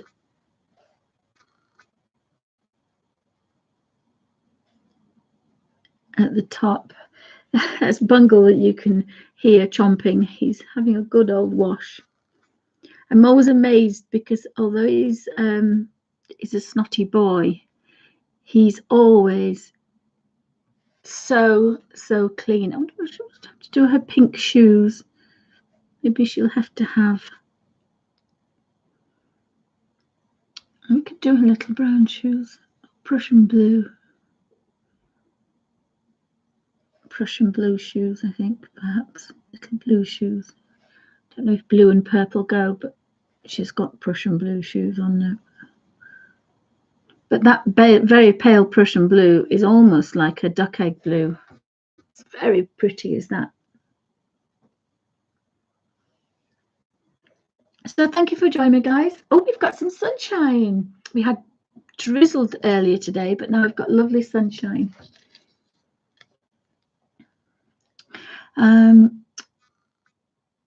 Oh, we want the mauve bow as well, don't we? So we'll pick a bit of that, and then that's the darkest, and then that's the darkest, and then that would be the palest. I like the pom-poms. I'm going to put a little bit stronger red on the hat to show the pom-poms up. There's no point having white pom-poms if you can't see them. It's very strong as this. This is Crimson Lake. But again, I love the fact I can have soft colours. I will do another page of Inktense blocks, very strong. Hydra's very strong, Peerless very strong, and these colours here, really full-on strong colours. So you can see there is a difference, but I just love working very soft colours. Quite boring. I do everything the same. Everything the same. I found the tennis ball, so we've got emerald green and viridian. So I'm sure this is going to be emerald green. And because I've put the heater up, this little heater I have in the room, it's got very warm in here, and the sun's come out as well, so the paint's dried already. So again, sometimes you've got to think of that. Think of the books. So again, I'm just going to touch this Viridian. Now, we haven't got dark colors. We haven't got all those gorgeous muted colors that we have with the Derwent watercolors. We've just got one green, so you can mix them to make them a bit more muted. So if you put a touch of red into a green, you're going to get a lovely dull green that they would have had the green Victorian books that are always that dull color. So you can do that if you wanted. That's a little bit pale, a little bit greeny for me, but again, this is the way to have a look, play with the colors. As I say, I think I paid £10 for this one, but it was the actual, because what I want to put is, when these have gone, is put my colors in there, the colors that I'm going to make, and I'm going to put honey in them.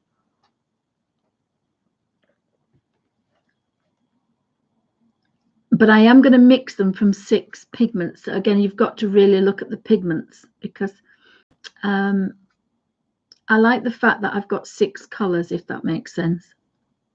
Oh, that's what I was going to do, and I found it today. I must show you this, guys. I have to show you this. If you want the best and the smallest, although I do like the little, this one, and I do like the little Inktense one, but this one, I've saved this from the bin weeks ago, and my daughter had, that was absolutely perfect. You can even get the tiny brush in it as well, the little diddy one, when I find it. I do have a little diddy one. So if you really wanted a really simple,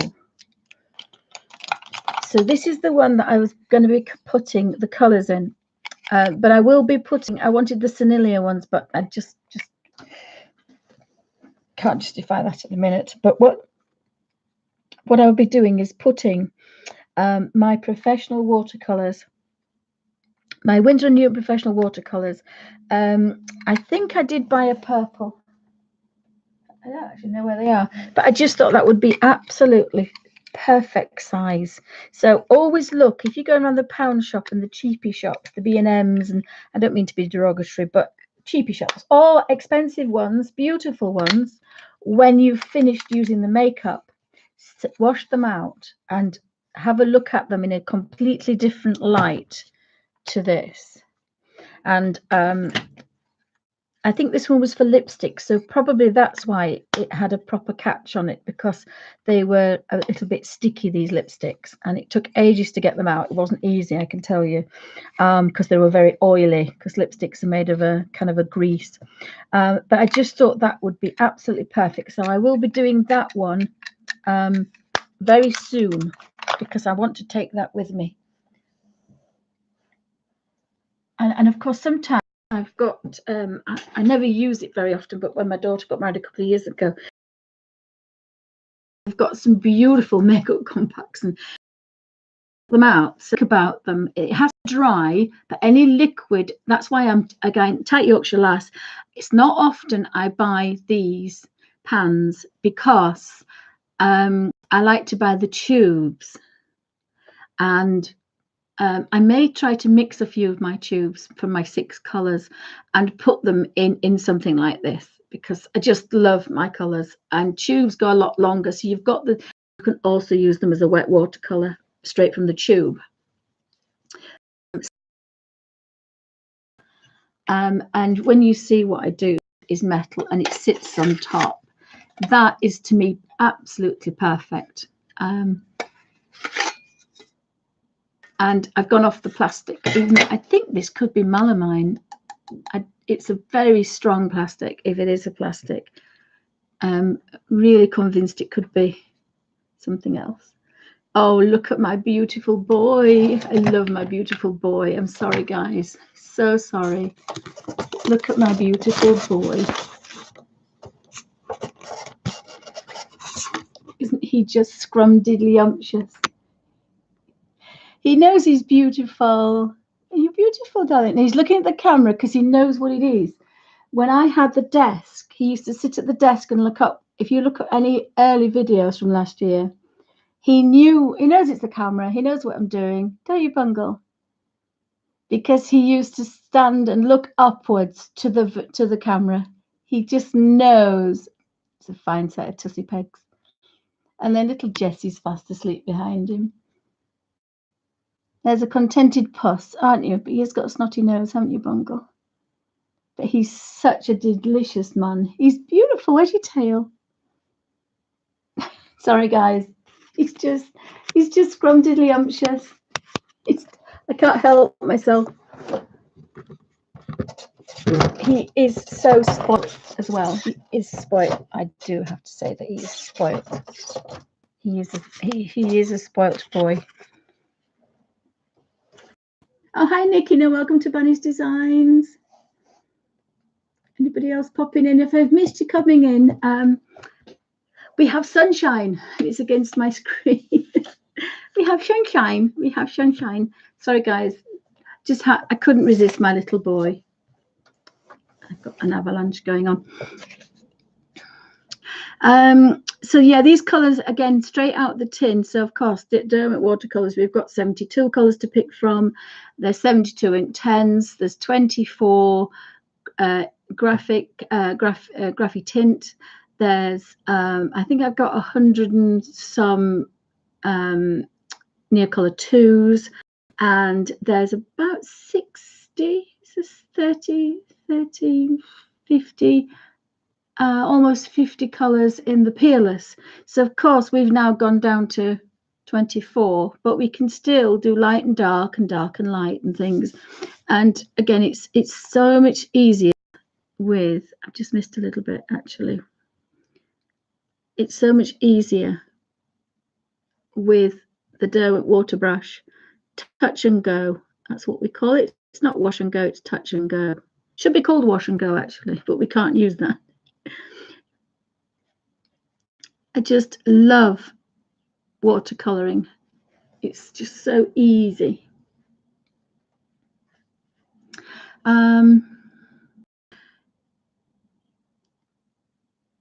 So we've got a chrome orange, and again I'm going to have to spray it, so I'll show you how I do it. It might go on the pages, but just make sure everything's wet.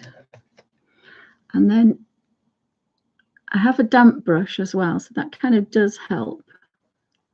So I'm not picking up full strength. And I almost missed those little windows. I couldn't press down very well on the printer when I was photocopying it, so of course it popped up a bit, and I've got a little bit of blur, but a little bit of colour on there. Then we have a cottage, so the chrome yellow, have to have a little yellow cottage. Now these are quite stronger colours, these, so again one side's stronger than the other, so we can match those up a bit. The light red, the chimneys, and then by the time we come back we're paler. And then we want no, I didn't clean the brush, but I'm going for really strong yellow here.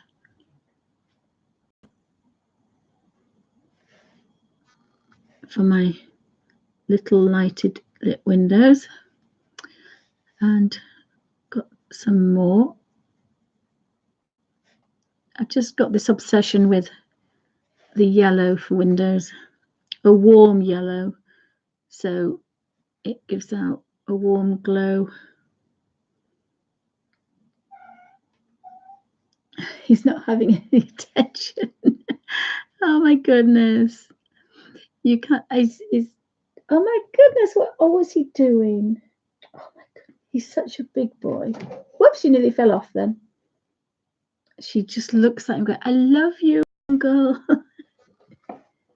Oh, we're in trouble now. Bungle's bored. This is when Bungle shows his true colours and he becomes naughty. He's bored. So there'll be lots of. It can't go to sleep for 30 seconds, can it? No, we're naughty now. So I do need to make sure that this is clean. So again, we've just wasted a little spot of colour there.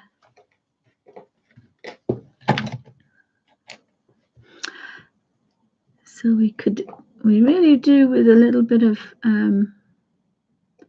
this is burnt sienna. Maybe a yellow ochre would be better. Yellow ochre that's better, yellow ochre. And then behind we have a book, so that's vermilion, so we'll just give that book a touch of colour.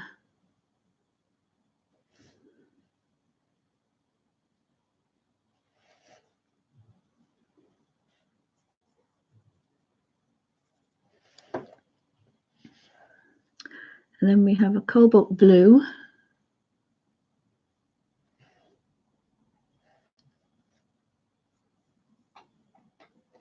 And again, it's just so nice to pick up some colour.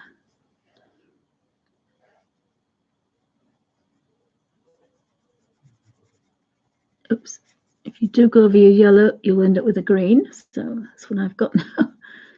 Green.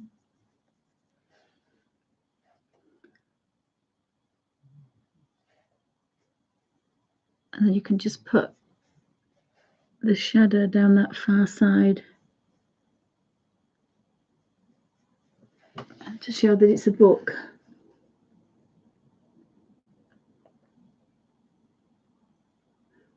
Oh, bye, Helena. Have a time in Dublin. I'm going to Bangor next month, I think. 4 weeks we're going to Bangor, Northern Ireland, and we're going to stay. So have a wonderful trip. Love Ireland. Absolutely love it. If I could afford to live there, I would be running away to live in Door Island. I have to say, I love Ireland. Shouldn't say that about England, but I do love Ireland, I have to say.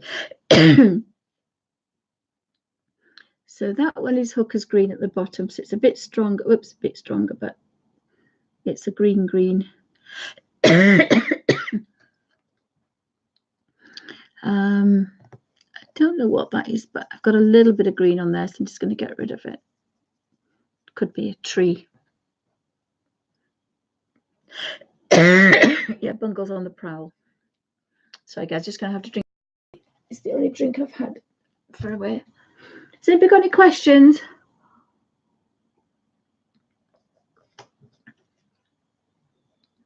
So we've got oh, excuse me. We'll have a cerulean blue here, I think.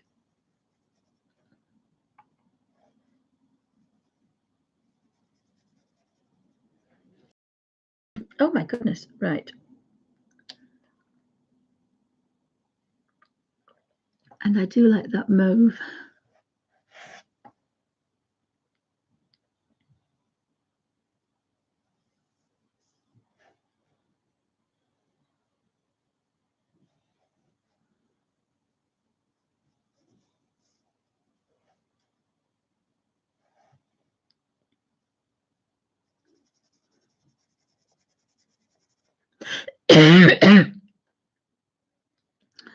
And a touch of that crimson lake. She's going to be very strong.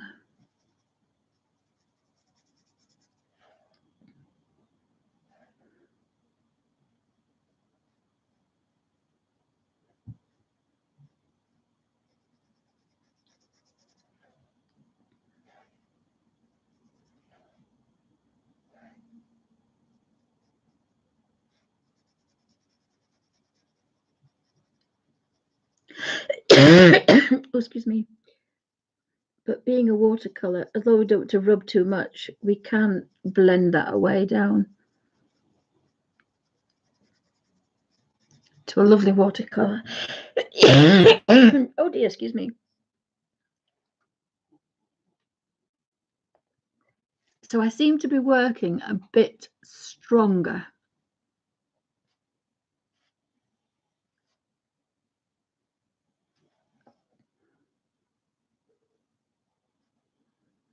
And I kind of like it. I like being that little bit bolder. Oh dear, excuse me. I'll just put that little bit there. These colours are getting very pale now, so I can just think of other things I need to do. I wasn't going to work up there, wasn't I? Perhaps his trousers could be that colour.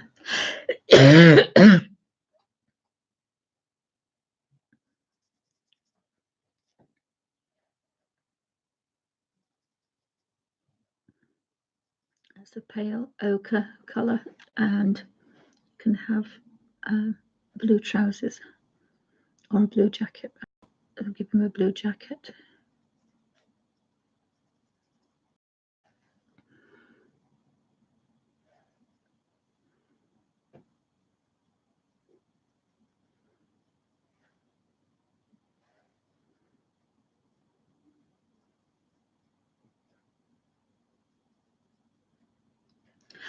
And I've got kind of a sandy colour just to get rid of that stark white on there. I think that's a baby's rattle, so I'm just going to do those really bright. And now I've got some yellow on my brush. I can't waste it, so I might just have to go somewhere else. Just can't waste it, guys. So just going to bob it in these windows here. I don't think it's going to make a lot of difference, but I just can't waste any colour.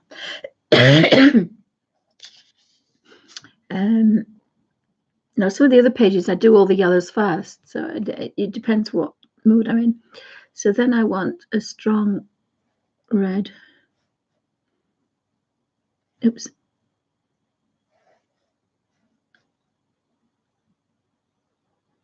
I just felt that the baby's rattle needed to be a brighter colour. I think I'm just going to do that.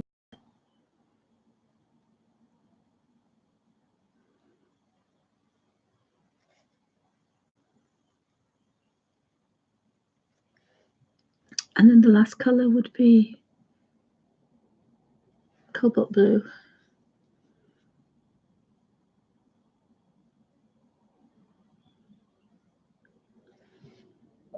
So actually, I like those colours.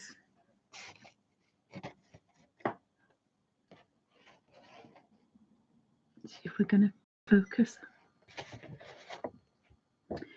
I shouldn't wet them. If I want pale colours, I shouldn't wet them. So let's just do this one first on this one here.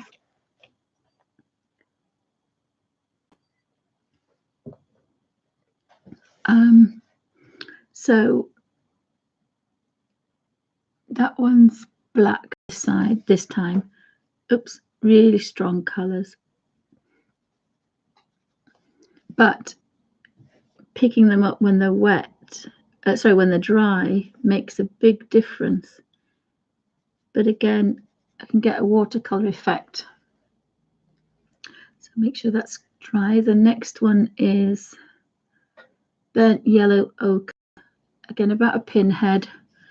I think I'm going to do this little. No, little pot. Yeah, I'll do the little pot.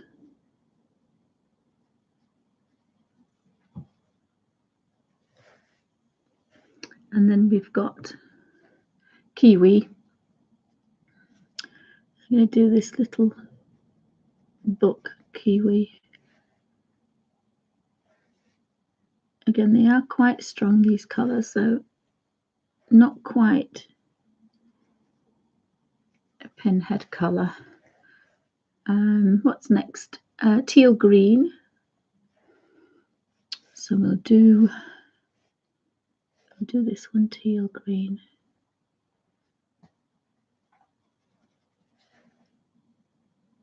Just picking up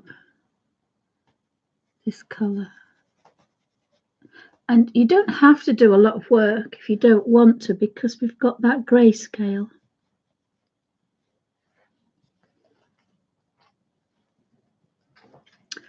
And I think we'll have the poppy red next. Now in the new series, I'll go through the colours in a second. This is series 1, or set 1, and that's the board boy.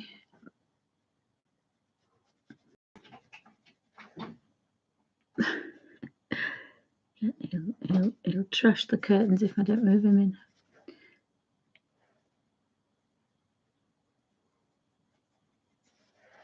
So that's the poppy red. So I'm quite pleased they brought out a darker red, an orangey red.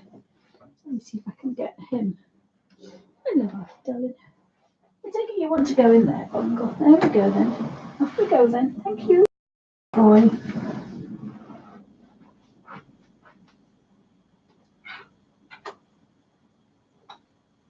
Turn it down a bit. Alfie's been so good I didn't even know he was in the room. Hi, Jess, darling. Hello, Jessie. It's nearly tea time for the feeding time at the zoo. Right. So this one is dark plum. Oh, that's quite nice. It's like oops, yes, is that one there? Dark plum is like I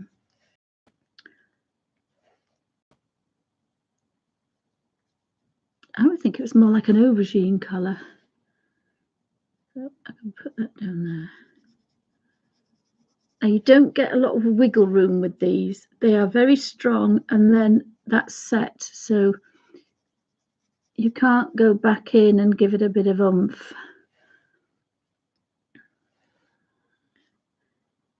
So whatever we do, we're stuck with.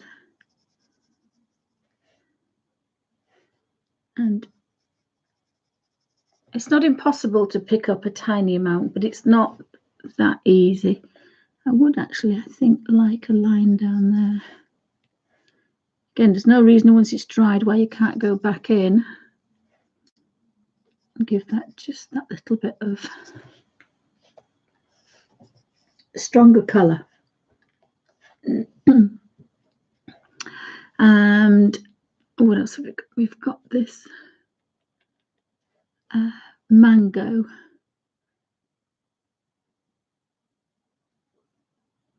So again, we've got a lovely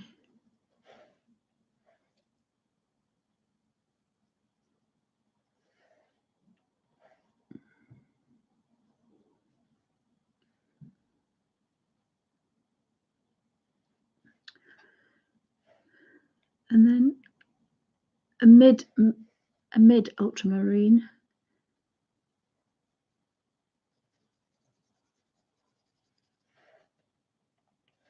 Now, I must admit, the others moved a lot easier. So again, once you've got that strong line down, you can't really bring it back up. You're left with a harsh line, whereas the other, because it's a watercolor, will move a little bit.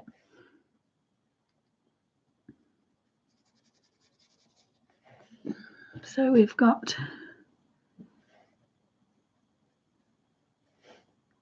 but it's better to start paler and have a bit of a highlight.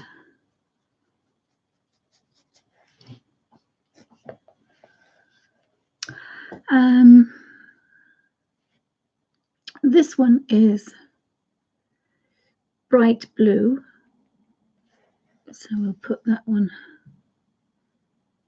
under there. So this one is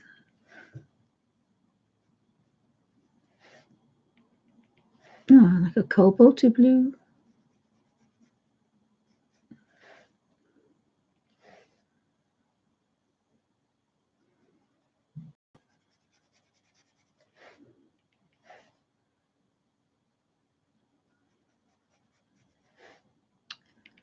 Yeah, if we want that. rounded book feel, to just give it a bit of an edge on there.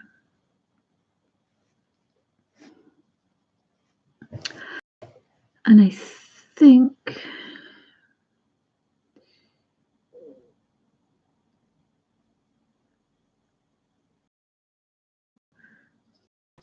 would make quite a good.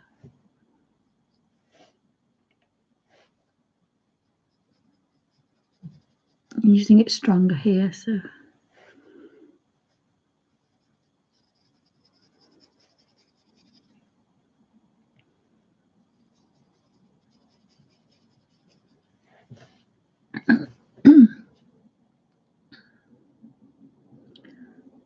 And then we've got a little bit of poppy red, which is possibly a bit too pinky for this, really. Should have turned it down a bit with that.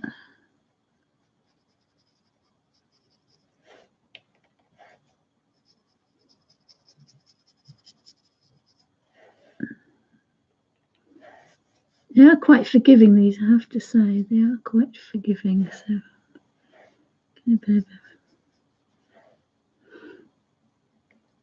So I can't wait for the other colours to come out. So we should have a decent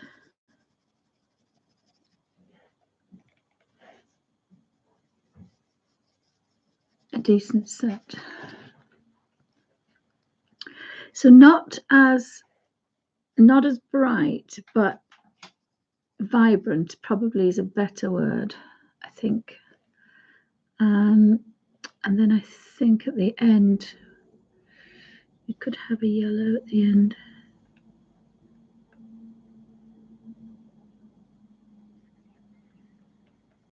To clean it up a bit. I've got quite a lot of colour on here. What can I do with the colour? You can paint the newspaper. I mean, it's only a practice, this. I just hate to wait. And I did put a drop on there, and then it goes, as soon as you touch things 10 times, you get so much more. And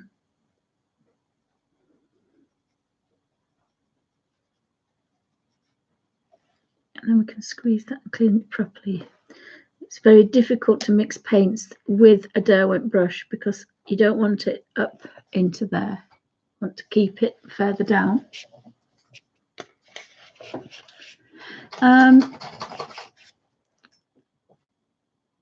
That was the black. Just have a little bit of a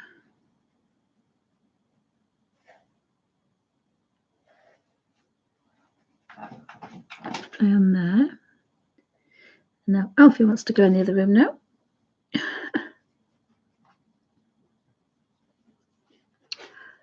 And I just put that brown there just to get rid of those stark white. A little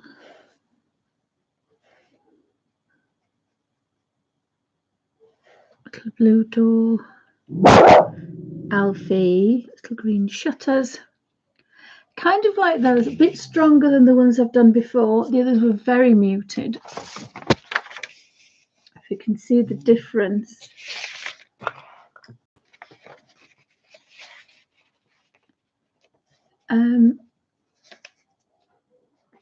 So these have got more colour to them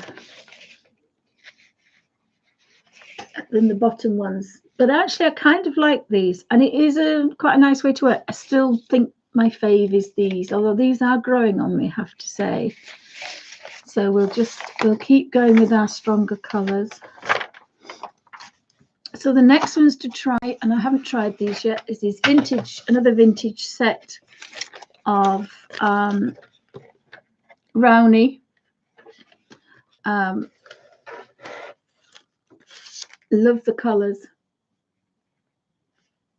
So I'm just going to put this to one side, and then I'm just going to spray again, just gently. Probably not that much, but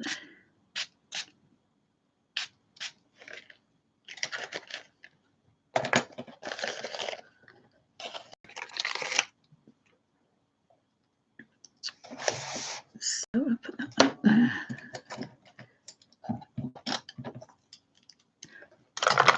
Have a bit of a tidy. And then right next to me are those pages to alter. So we put those colours like that. And then we'll put the page here. So I think this time I'll finish this bit off. I just haven't got many books on there, so I'm going to do this bit next. So the little bit here is now quite wet actually, so just want to put it somewhere where it's not going to do any damage. So let's look at our purple blue, and again you can instantly tell watercolor. It's very much like the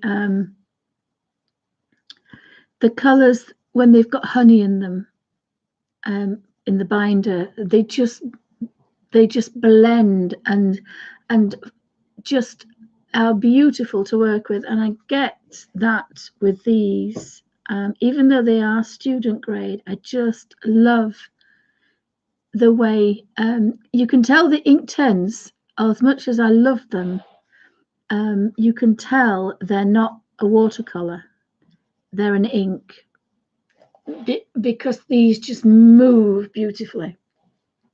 I don't know if anybody else has found that. I just love the way they just move so nicely. And bearing in mind, I'm taking a very bright, straight color and manipulating it. So again, you can, now that's going to be a bit dark, is that one? So I think we might just have to go. I picked quite a lot up there.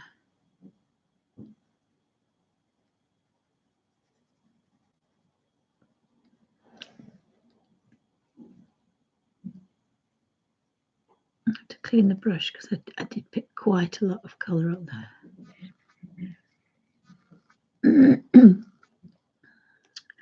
Probably far too much. And again, this looks a little bit like a Lysian crimson. And we've got a brown. Maybe I should have used them more diluted. This is a little bit strong, is this?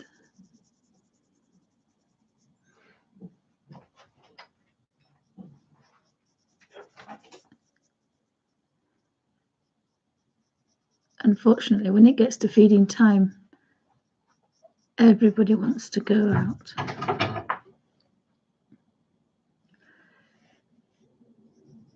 So I'll just do the acorn. Now,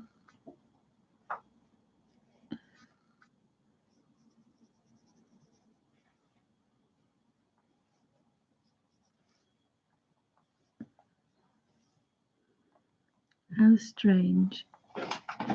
This is another colour that's not. I had some colours last week that wouldn't reconstitute back into water. It's a brown one, and that one's doing the same. So I'm possibly working a lot wetter than I would do. But there are some lovely blues here. I think I've already had this blue.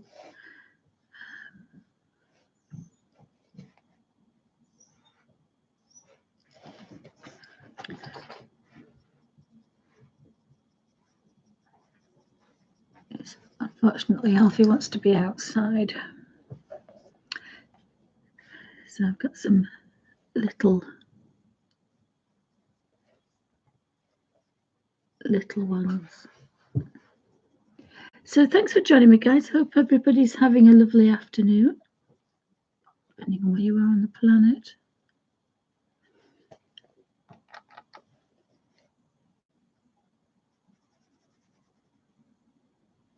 Again, you've got to keep wiping the brush.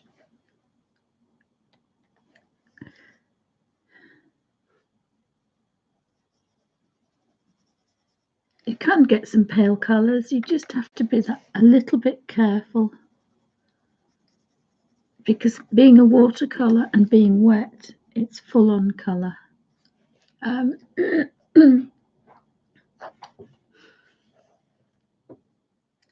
we need a little bit of a brown bear now. This is a very weird one, this.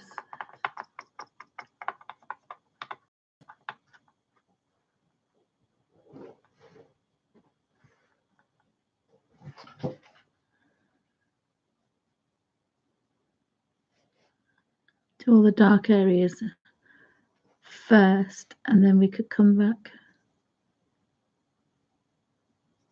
to the pale ones last.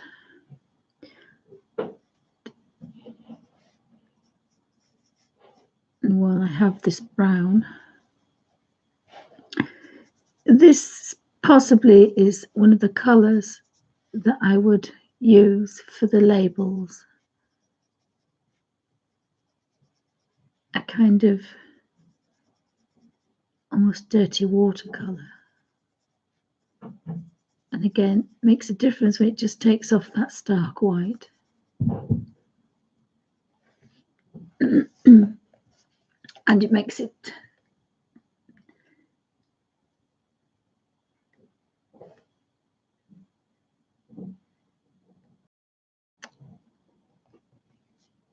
so I can make sure that's clean.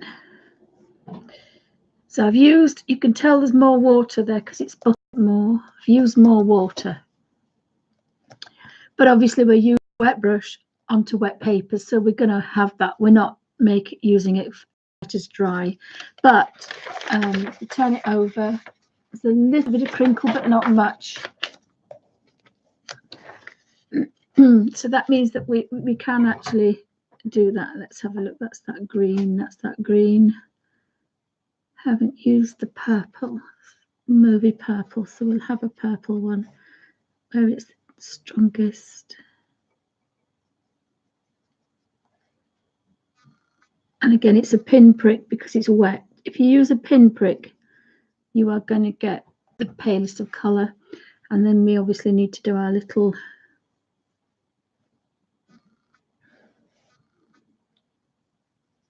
mushroom. Sorry, a little onion. He's an onion, I think. And I've done him green. I don't know if he wanted to be green, but he is green. And we'll give him just do that. And then I could give him some little red willies.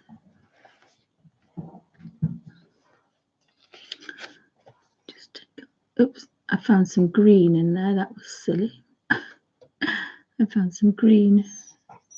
Let me do that one.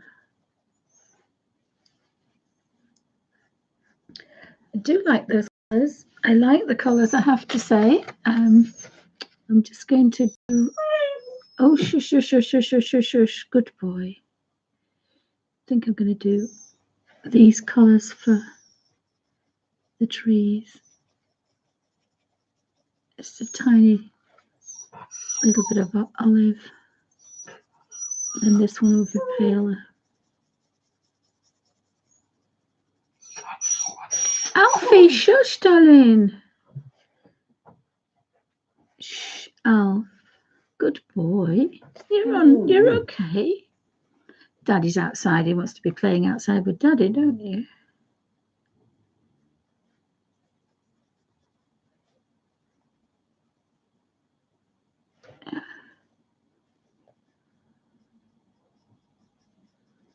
So you just pick off the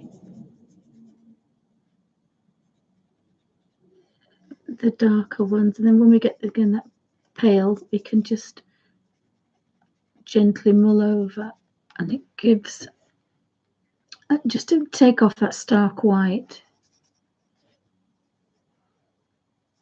And that's another book under there.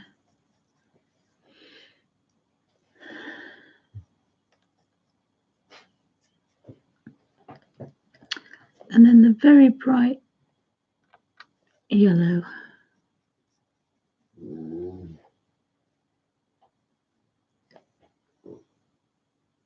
You're making some funny noises, Alfie.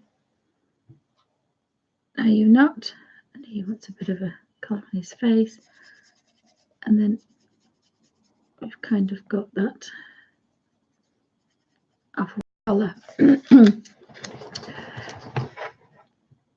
The bit stickier than the other colours, I have to say. I did like the Reeves one, but it's still quite okay to use those. So the last one will be this one. I think I can take this off. Yes, I can. I'll take that like that. Now, some of these are quite sticky, so I'm not sure I want to wet them first. So we'll do this section here, I think. I'll maybe do that. Oh my goodness, it's raining again now. So I'm just going to pick up a little bit of this colour.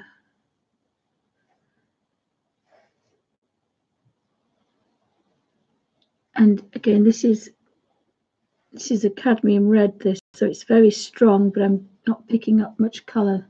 It's probably slightly wetter than I'd want to work, I think.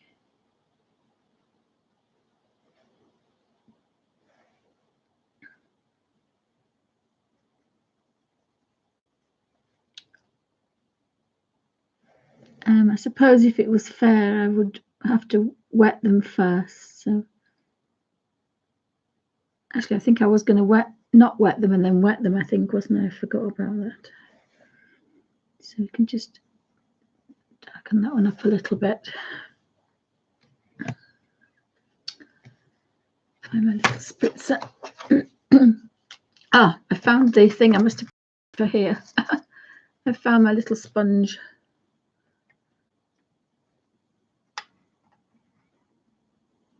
So I'll spritz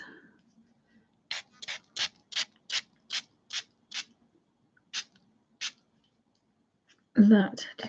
I did get the paper, but it's fine. Now that should give us a bit better. I'm going to work on that one, I think, here. So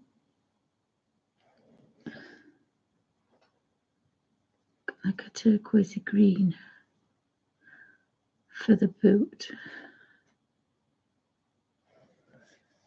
And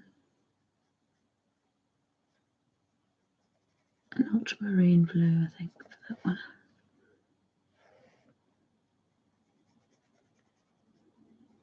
To try and keep it as dry as possible. There is a brick red. I think that's a brick red.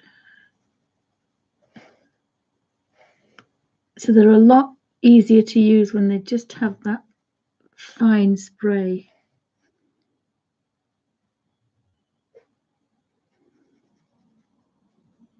And they just have a bit of a fine spray, and then we've got that very bright yellow.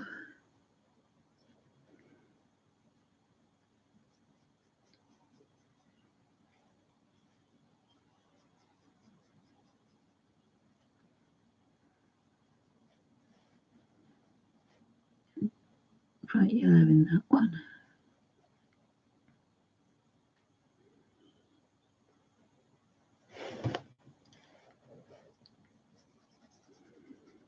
Just make that cloth that colour.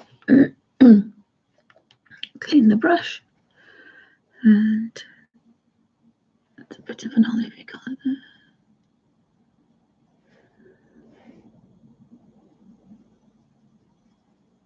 And a lot of work's been done because of the grayscale, so you really don't have to do a lot.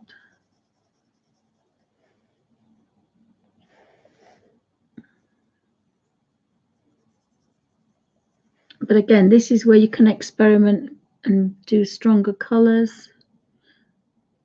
If you normally do strong colours, do paler colours. this is when you iron out all your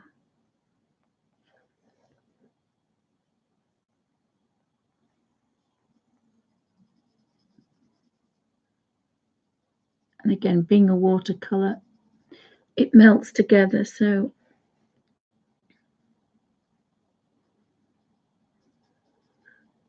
you can maneuver it around, whereas the Inktense is a bit, they were a bit too, right, I'm here now, I'm not going anywhere. So sometimes working with even student grade is quite nice, because you kind of get that sense of control over it. So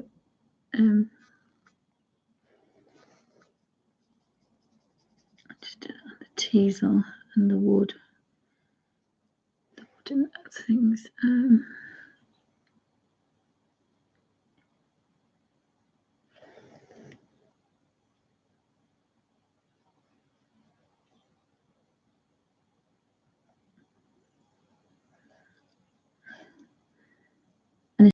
it's as well. So again, if you find yourself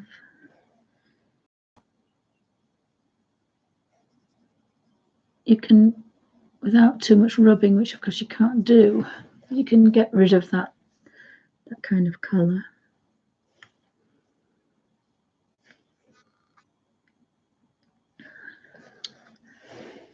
And then we've got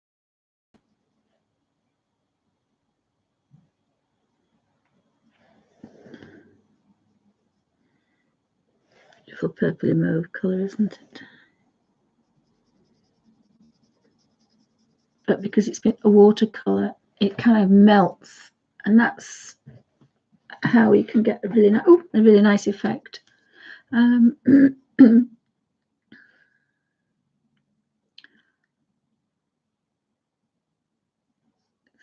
to go for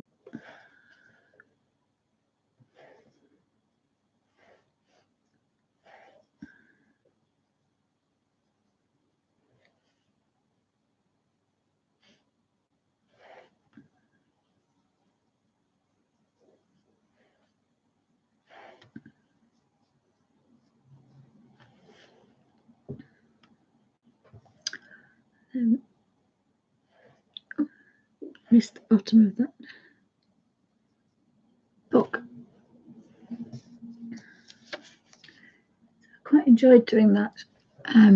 There's something just so nice about literally touch and go. It's just such a nice way to work.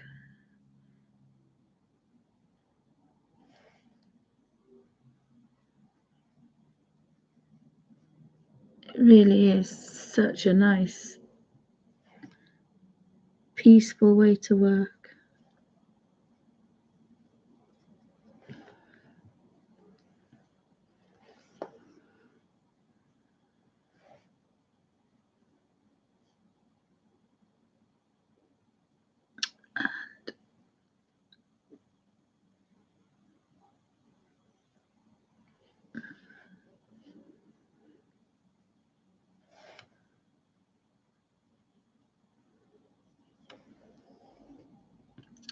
And again, quite easy. It's nothing that's going to be too taxing. And again, these watercolors, these Winsor Newton Cotman pans absolutely melt. So you don't get many harsh lines unless you actually want them. So it's really, really good for that. I think that was the last one, wasn't it? We did 4, didn't we? Yes, I've done that one. I'm going to put them back into there. That's only where it is. It should go back into there. So we've done the Winsor Newton Cotman watercolors. We've done the Derwent Inktense watercolor pan set. We've done Daler-Rowney vintage set as well, and the little Reeves student one. So I hope you found that interesting, and again, I'm still drawn to my really, really soft watercolor effects from the Derwents. Just absolutely love these. I really do love them. They're very pale. Oops. Oh, thank you, darling. Thank you. I've just had an avalanche. I don't know why, because the laptop's on its own thing, but oh dear. There we go. So thanks for watching, guys. I'm going to stop this video and I'm going to start another one, which will be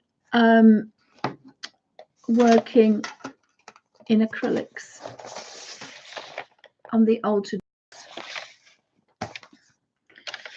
So next week, I think I'll decide on what I'm going to use and which is the easiest to use. And I will be colouring in the Colin Thompson colour book. And I think I might start the first page and work through the book. So I hope you found that okay. You can get the same effect with lots of different techniques, but the trick is to photocopy first and have a practice and have a play, because these colors are actually growing on me. These brighter ones are growing on me instead of the usual very pale ones that I did last time. So I'll show in the book the comparison, but as I say, it's in the other room at the minute. So thanks for watching, and that's the end of part 1 on live Thursday. So I shall be back in about 5 minutes with part 2. Thanks for watching.